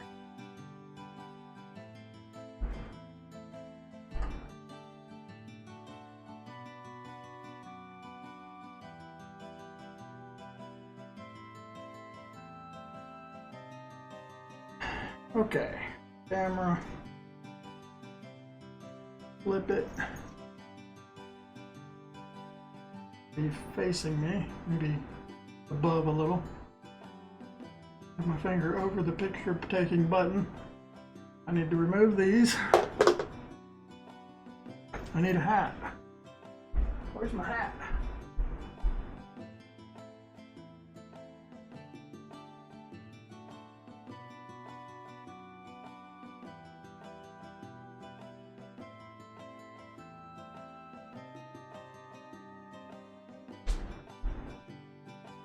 It'd be a lot easier to find my hat if I had glasses on. Where the hell's my hat?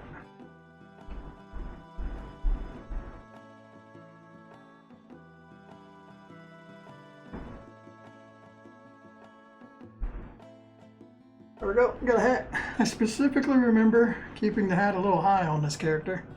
He seems like the kind of guy who wouldn't put it over his forehead.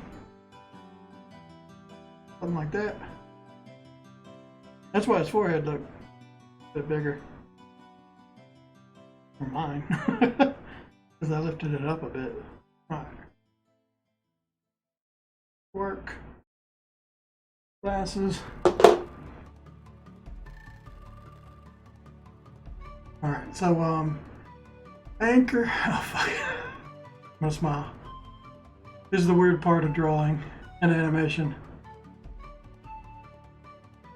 I gotta have the right expression. I gotta think of like if I'm weighing anchor. Oh, this is so weird.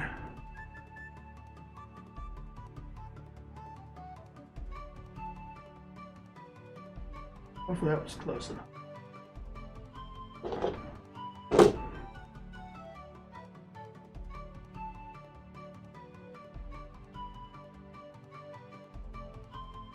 been building up this hat collection.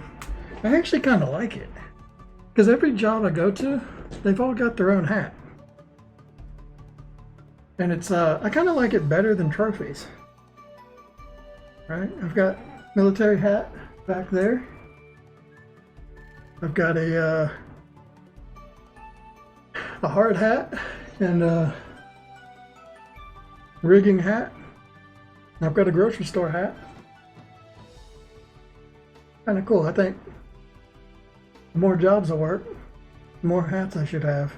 I think it's more interesting to look at a bunch of hats that have been used, right? Than like a bunch of like, I don't know, awards. Awards are lame. Nobody cares. I've got a couple of awards, but I don't, unless they're trophies. I guess trophies are interesting, but yeah, I feel like hats are more interesting than just like paper. I think one day when I got like a few more hats, I need a game dev hat, don't I? That's one thing I'm missing. I'm gonna have to like make my own hat. Should do that. Make a Colo Wing hat. I don't think you can do that on Twitch. Right. We'll do this. But yeah, I'd like to just have like a hallway. Each hat is a story, you know? That sounds fun. Sounds a lot more interesting. Why is this rotated the other way now? I definitely took the picture facing the correct direction, but it's not facing the other direction.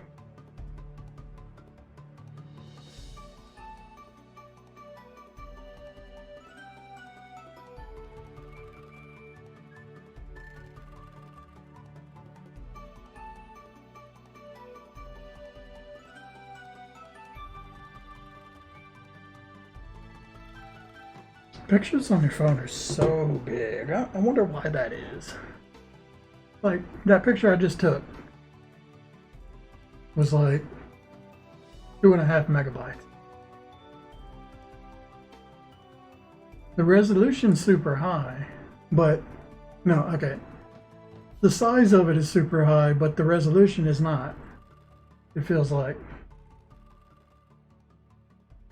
It's just like they bumped the resolution super high to make it feel like it's a bigger picture, but the quality really isn't any better than a normal picture. I swear they're doing that on purpose.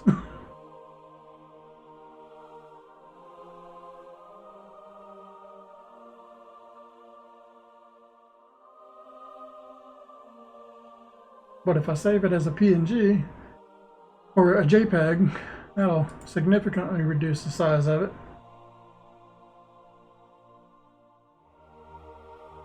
So now, oh, okay, I'm wrong. That actually increased the size of it. Now 5 megabytes. It doubled the size. Is that normal? Why did that happen? Actually, now I'm really confused. Let me look at that. I really thought JPEGs are smaller size than PNGs. I should really know this. Oh yeah, the PNG is like double the size, so I am correct.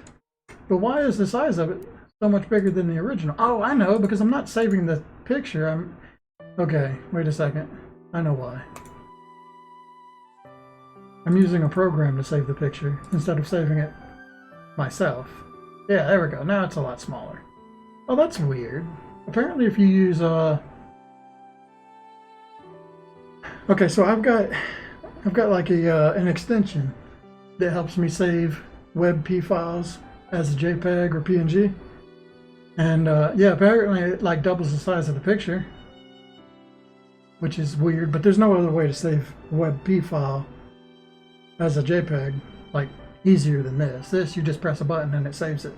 There is an extension for that if you've ever wanted something like that. You can find it. At least on Firefox. I'm sure there's one for Chrome. But it's great.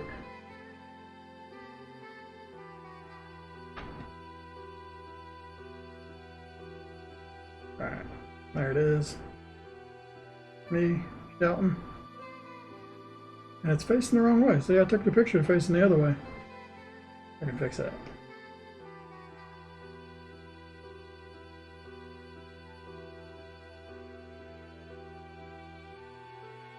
Yeah, look at the size of this thing. My canvas is 1920 by 1080, which is definitely not going to be as big as a picture, but this picture's like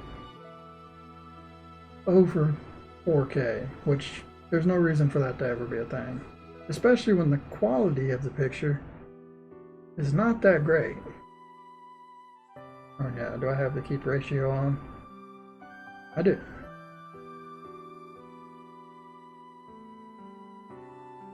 And look, I'm still shrinking this fucking thing. I haven't even reached the outside of it yet.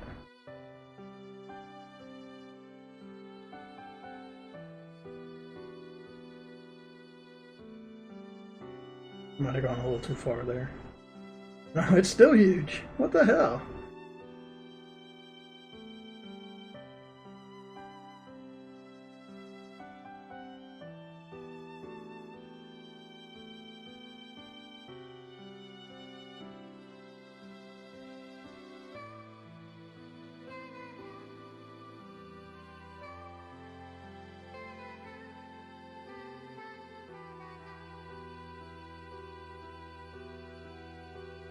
And I have to do it all from scratch, but that's not too hard.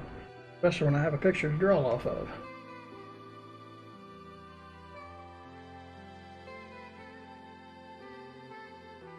Gotta make a few adjustments here and there though. So honestly, I think I delete everything. Because I'm just basically starting from scratch anyway.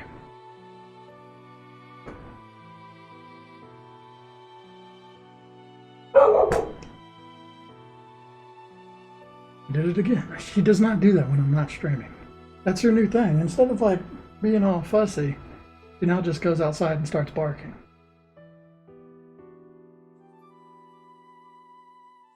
Always got to be something. Kind of wish I'd saved one of these pictures because I forgot what I did.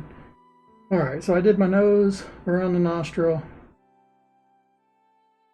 or just the sides of the nostril. I did my eyes like this, and the eyelid. And then I just really just traced what that would be. I did give him more of a neck than I have because I just draw the neck where the beard is, so it does put some weight on me, in my defense. But I gotta do it the same way. I'm gonna do that. So here we go.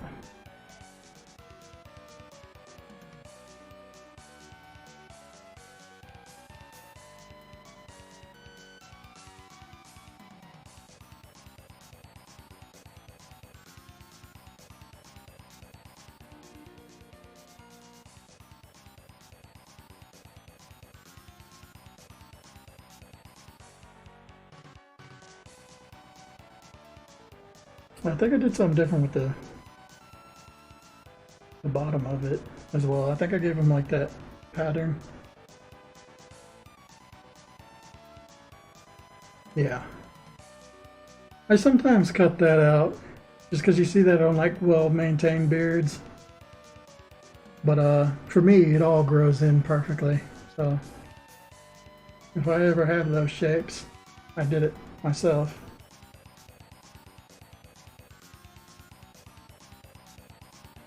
I do think it looks nicer, but I don't even have like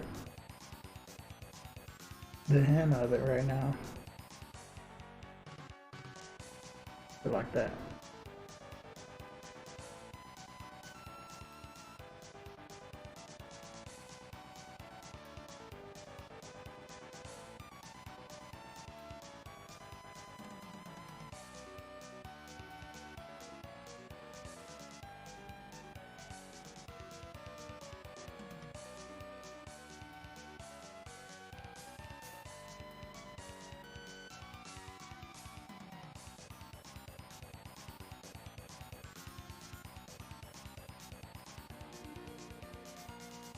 My top teeth don't show at all when I open my mouth.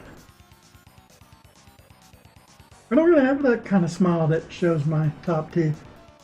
I just show a little bit of it. I feel weird if I like move my lip up too high. It's super unnatural. It's just what my smile's like. I just feel goofy. Really, my teeth, my smile doesn't show off much of my top teeth at all.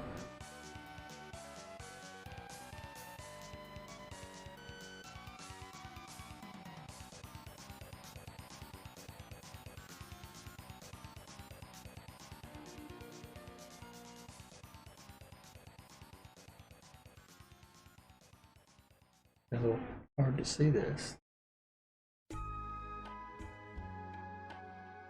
All the fingers are bunched together now.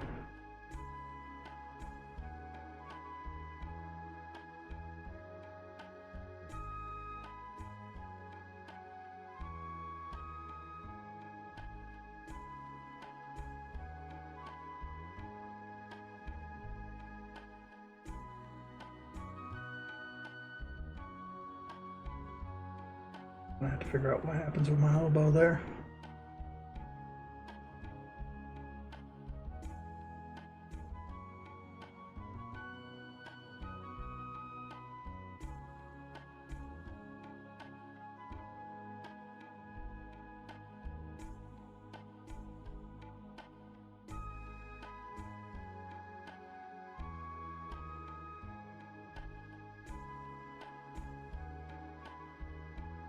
Okay, I've got an extra finger. Oh, I see. I drew an extra finger, but I just didn't draw at the right spot. Oh no, I'm drawing on the wrong fucking one. I hate that.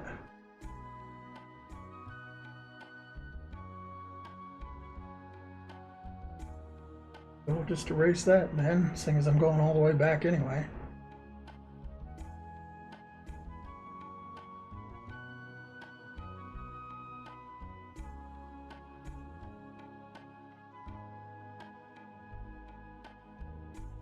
Yeah, the finger's right here on the side.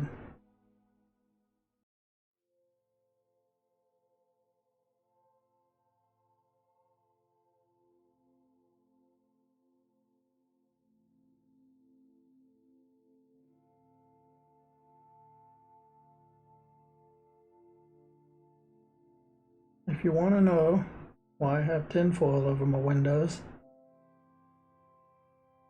too hard to guess, is it? Am I the only one that does that? I just hate glare on screens. I guess it is weird. And you say, like, why not buy that paper curtain thing? Because they don't fucking work. They still let light in. And I know that because that one has paper, and underneath the tinfoil has paper curtains. So I've tried that and I just don't like it. That's why I put tinfoil over those windows, because I don't like the glare.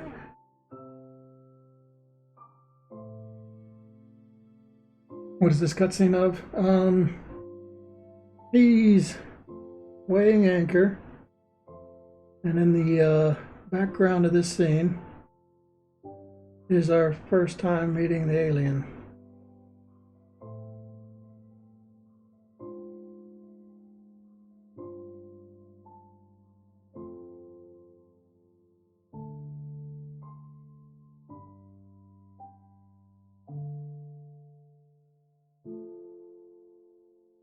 And I'm just using myself as a reference because it's easy.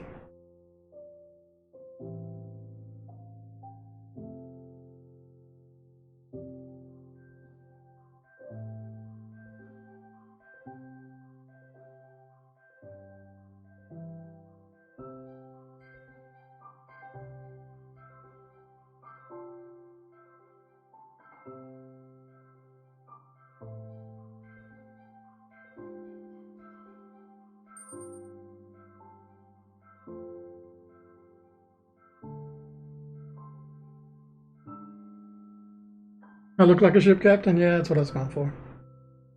Well, I looked up reference just like I did for the other characters, but I just couldn't find anything that I liked. Eventually I just said, screw it, I'll just take a picture of myself. So I inserted myself in the game.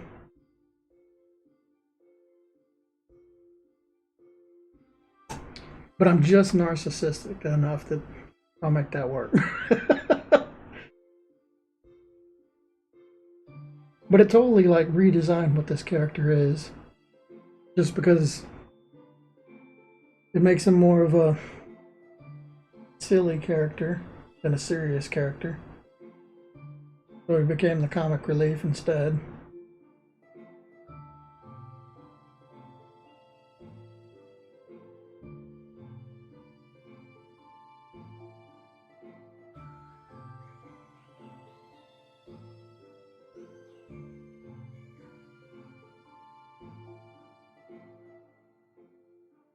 That's a weird ear. What did I do to the ear?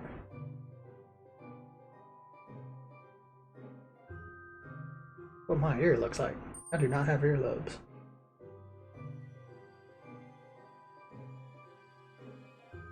Let's do like a little hint of something there. I think that's behind my hair. That's why I can't see it. That'll work. Nah, it's a little of both. It's NES style cutscenes. So I can show you the ones I've got so far.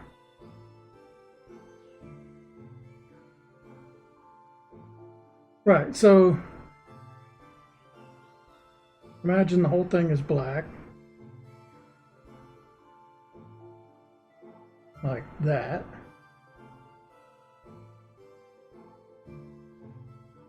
What's that palette? There it is. So it'll look like this.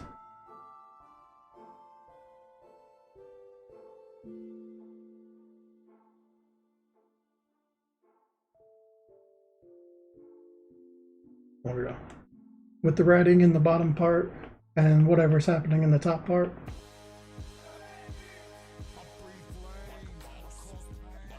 So far.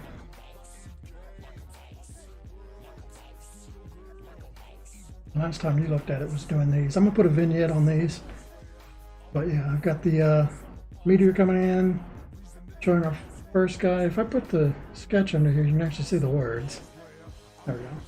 I don't know if these words are exactly what I'm gonna stick with, but just kind of how it's gonna work. And it's probably just gonna like do a fade in, fade out between one to the next.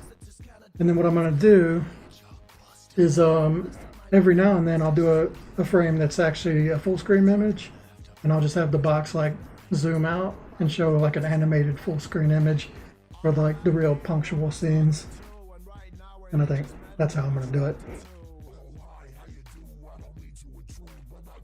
But I'm trying to do it in a very simple way. I started off like way more complicated. That's just kind of like unrealistic. So I tried to like tone that back to make it just black backgrounds and stuff. So this goes a lot quicker. Plus that's NES style was usually like very simple backgrounds. So I started off too strong, which is why I'm going to add a vignette. But then it'll just be mostly like whatever it is, what's important on a black background. So like a door with the guy's name.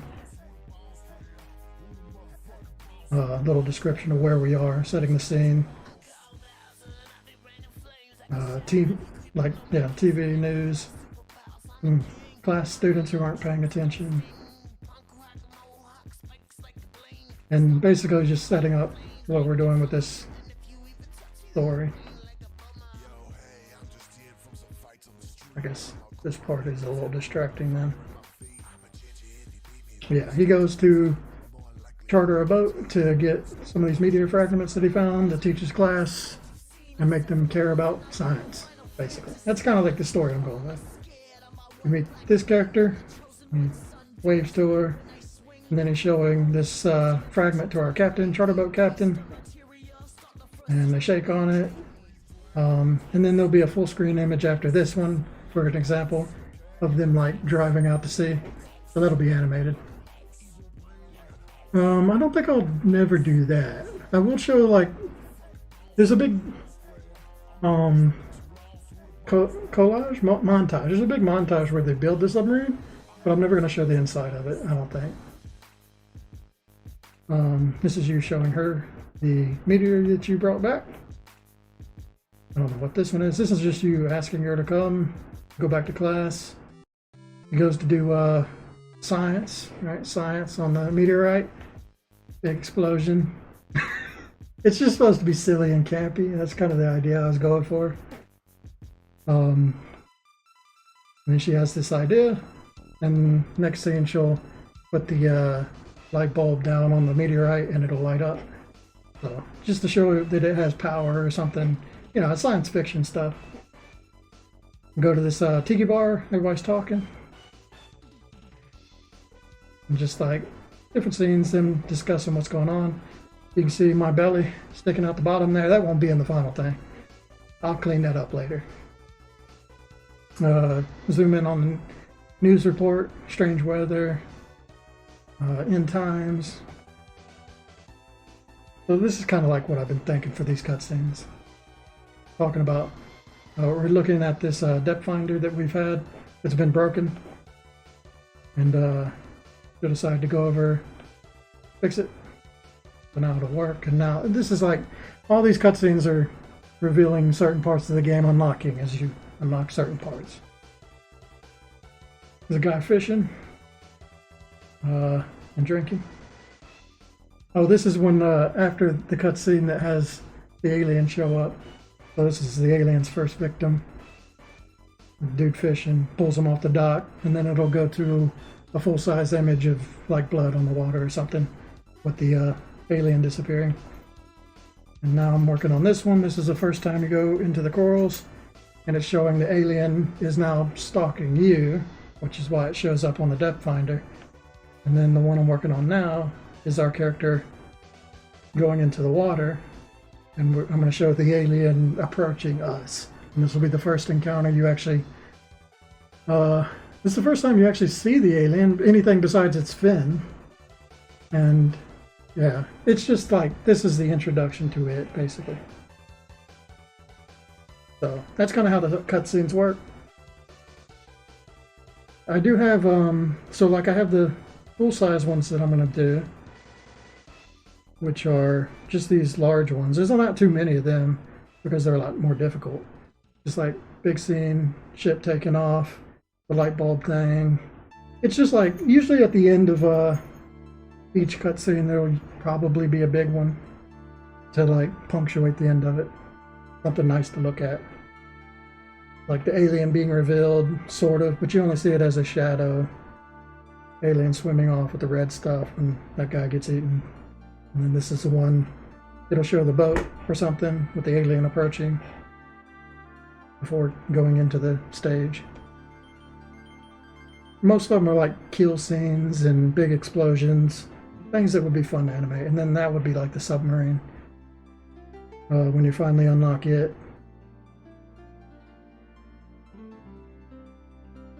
The other thing, we're part of the research. So anytime you research a creature, it'll show this big UI with the creature on the platter. This is very XCOM, or XCOM like the original XCOM, to where you'd see like a creature autopsied on a table, and then a little description of what it is. And then I'm gonna have a separate picture that's just kind of like something to look at. But that was kind of the idea for the research. Every time you research something new, you get this little cutscene. So that's what I've been working on.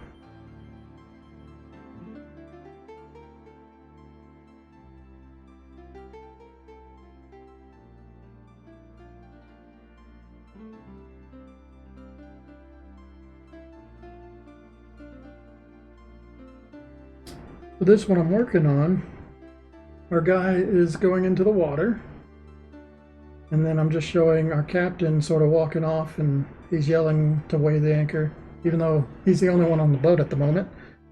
But I just wanted to show that's what's going on, and then it'll go into the next one where the alien's approaching the ship. So this one might be unnecessary, actually.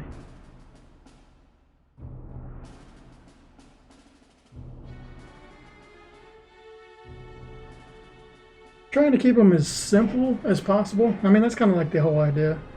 Got to be very simple, very easy to do. I'm already spending so much time on these. It's going to end up being like even more time. But that was the whole idea behind this project, is simple is the goal.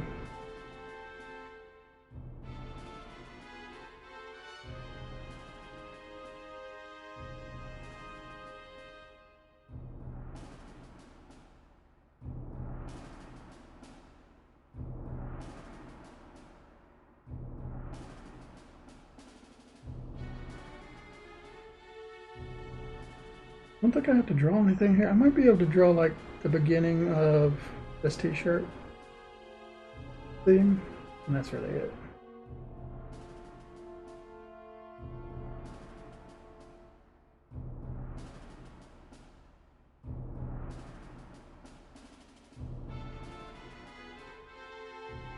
And I'm going to do this and save myself some work with this little black line off the screen at the bottom so that I can use selection tool.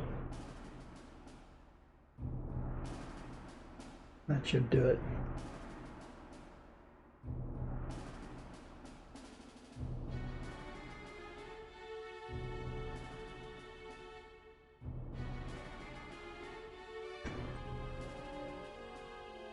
Hit palette back. Alright, this dude is this color. Okay, I should remember what happened last time. And do the skin first.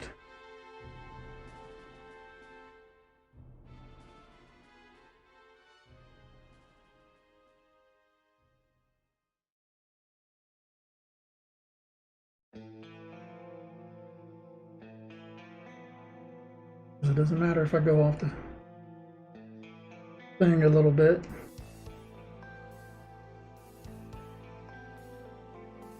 Add a little color to the skin.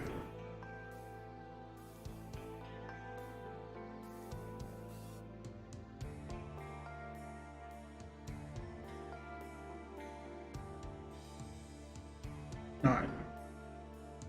Now do hat.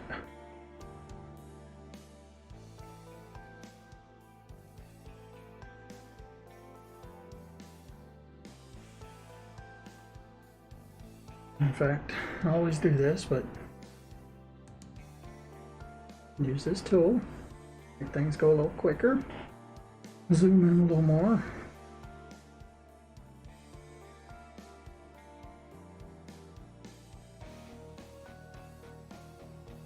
Repair the mask as I go.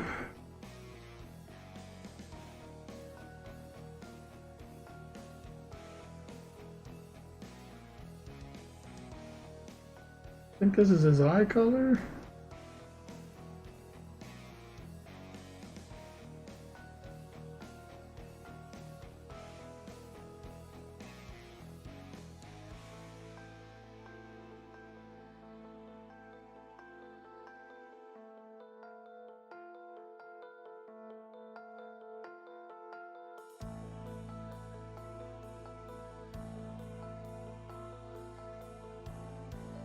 What is this color? Oh, that's right. This is his hair, and this is like his beard stripes.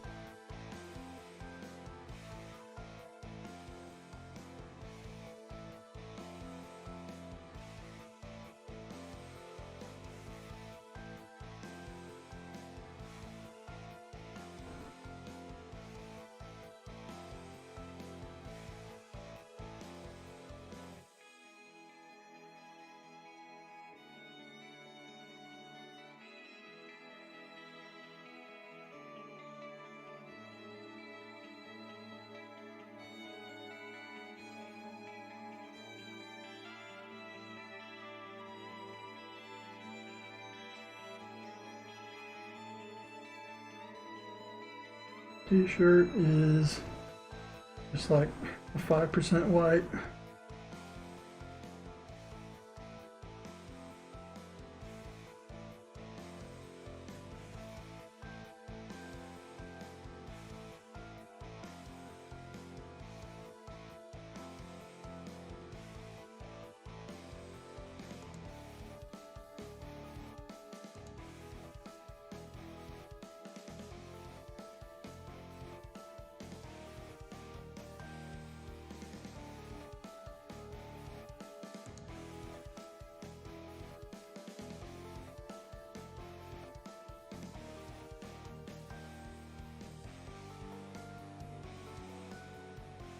I think I've been doing teeth is like a 15%, same color as the eyes.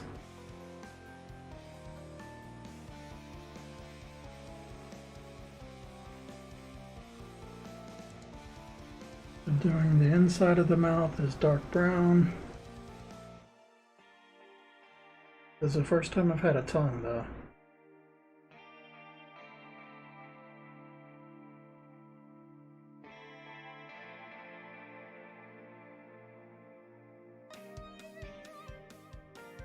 I guess some sort of reddish brown would work. Do this.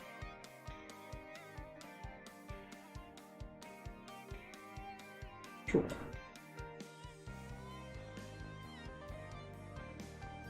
The first time he's had lips. Usually the lips aren't exposed because they're part of like the beard. I imagine his lips aren't that much different colored from his skin when you're like this dark tan color.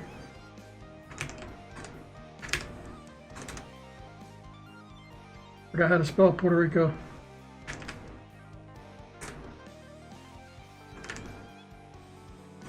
Damn, I'm really fucking it up. How do you spell Puerto Rico? It's completely dead to me right now. It's P-O-R-O. No, P-O-R.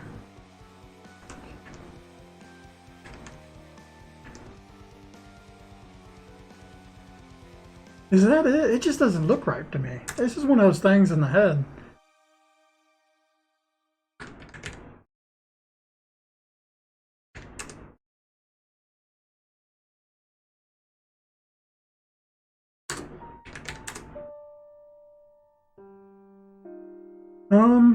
No. Okay, this is the picture I used. So it would be kind of like a darker color than what I've got here. Let's see if I go over here. Let's do it like this. I don't know if I should even do his lips because I've never really done them before.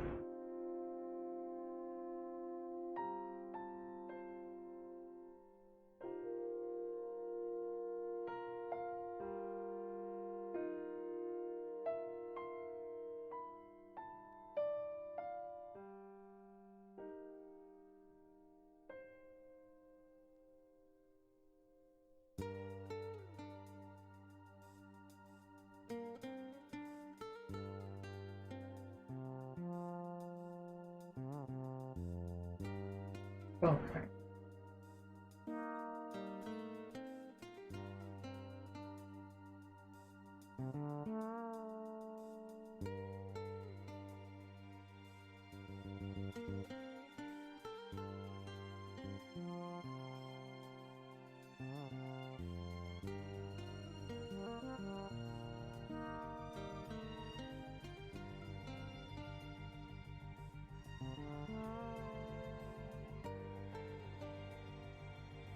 I don't know if this guy's actually Puerto Rican, but I've been using that skin tone.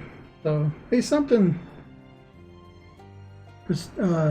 Atlantic Islander style. We'll make it ambiguous because he's based off of me. It's just what I think of when I think of a ship captain. I don't know.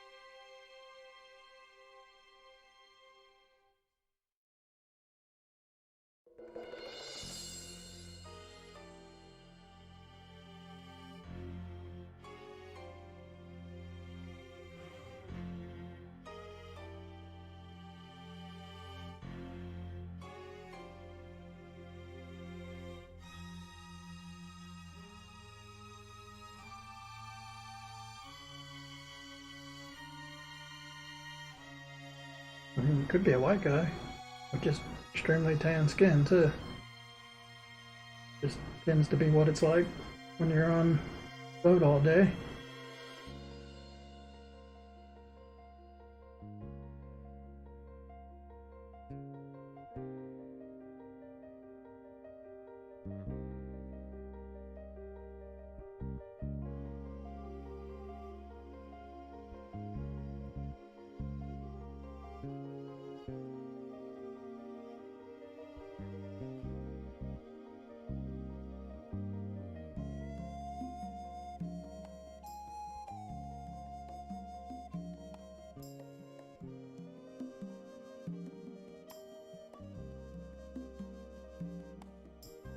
I guess I'm the one that determines that, though, aren't I? Okay, my official stance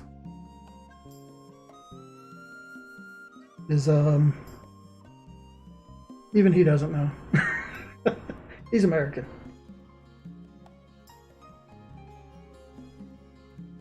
I think that's fair.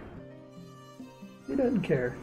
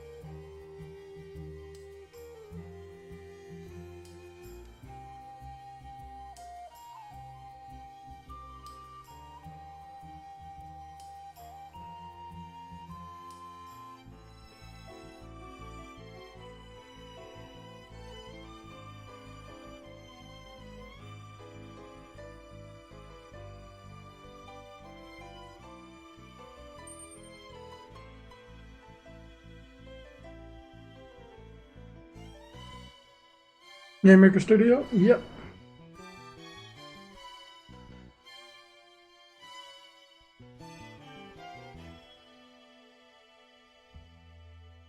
I won't do any programming until I finish all this. I do have some programming to do, implementing all this, but that'll probably be like a month from now. So most of the programming stuff's over.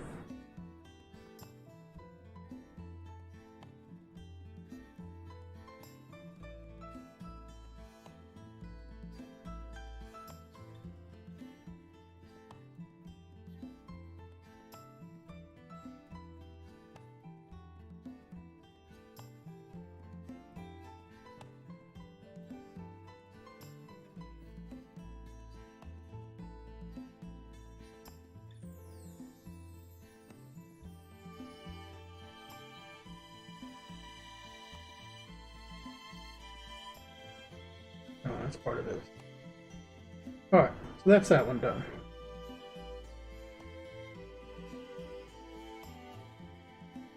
So this is 39.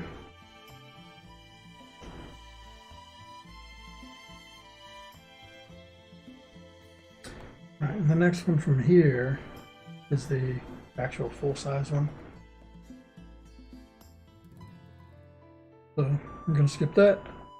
Do this one. This one's him when you get the scuba suit. So I'm just got to draw him mostly digging through some sort of box, holding up the scuba suit, and then giving it to you.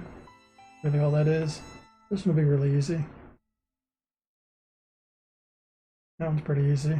This one's basically that one, only I lean them back a bit. This one, I'm not sure what I'm gonna do. I'm just gonna do like the door frame with the roll-up door and some like some little effects for showing that it's been slammed up as she opened it. Oh wait, I was gonna do from the front because I just noticed a little note there. Okay, no, front as in we're looking in at them. That's what I thought it was. So we're inside of it, looking at them opening the door. So I could even draw like the inside of the doorway being like bright white light kind of thing to show that we're inside and they're outside. I don't know. But that'll make this next one make more sense when we zoom in on them. And then this is the whole one where she shows us the big suit that she's made. Yeah, I think the next couple aren't too hard. I mean, this is definitely a more difficult one. I gotta draw the robot suit from the front.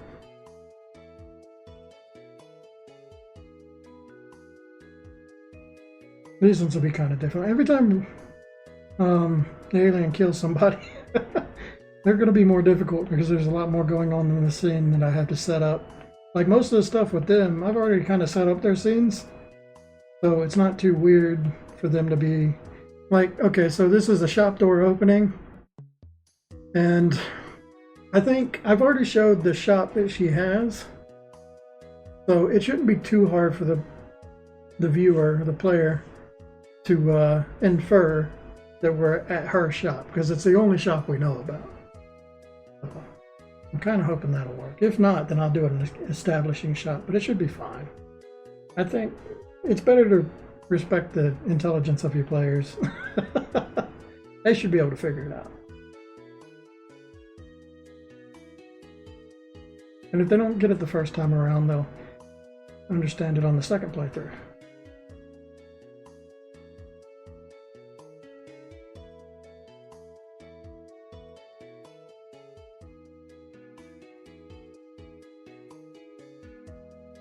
I don't even remember what this one was. What's that thing in the back? Oh no, it's been too long since I originally did it. Is this like a high five? Oh, it's the compass. Yeah, he's handing her the compass. That's what that thing is. And then she works on the compass and hands it back. These are the shark hunters smoking. Throw it in the water, and then them attacking the shark or whatever in the distance, and then there'll be another one where they die. Oh, this one will be really hard. Basically doing the scene from Jaws.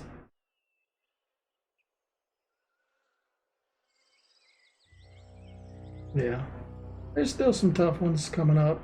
There's some easy ones too. It's kind of an even mix of both, and then of course this one's fucking ridiculous. It'll be the hardest one so far. I want to make this one actually, yeah, each of the frames of the slide, like slide in one at a time to just show the montage happening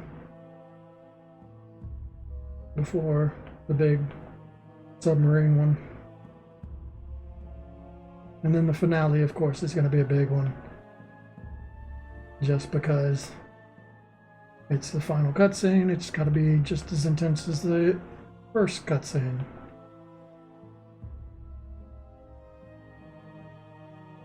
Okay. I think I understand it. Again, gotta keep reminding myself so I don't get lost. Well, that was that scene done, though. That's good. It's always nice to end at a point like that. This one was just a short and sweet one. But it took me 4.5 hours to do 2 frames of this cutscene, and I've still got 85. I got to do 85 in total, plus like 15 full-size, fully animated ones, and then I don't know, a dozen research ones. So I'm at 40. Yeah, I'm not even halfway through. I can't take weeks off again. I gotta stop doing that. I mean, you know, I know that. It's just gonna happen. As long, at least this time, I think I caught it right. It could be worse. I've had worse, to where I just stopped for like a month. It gets worse and worse. But I feel good working on it.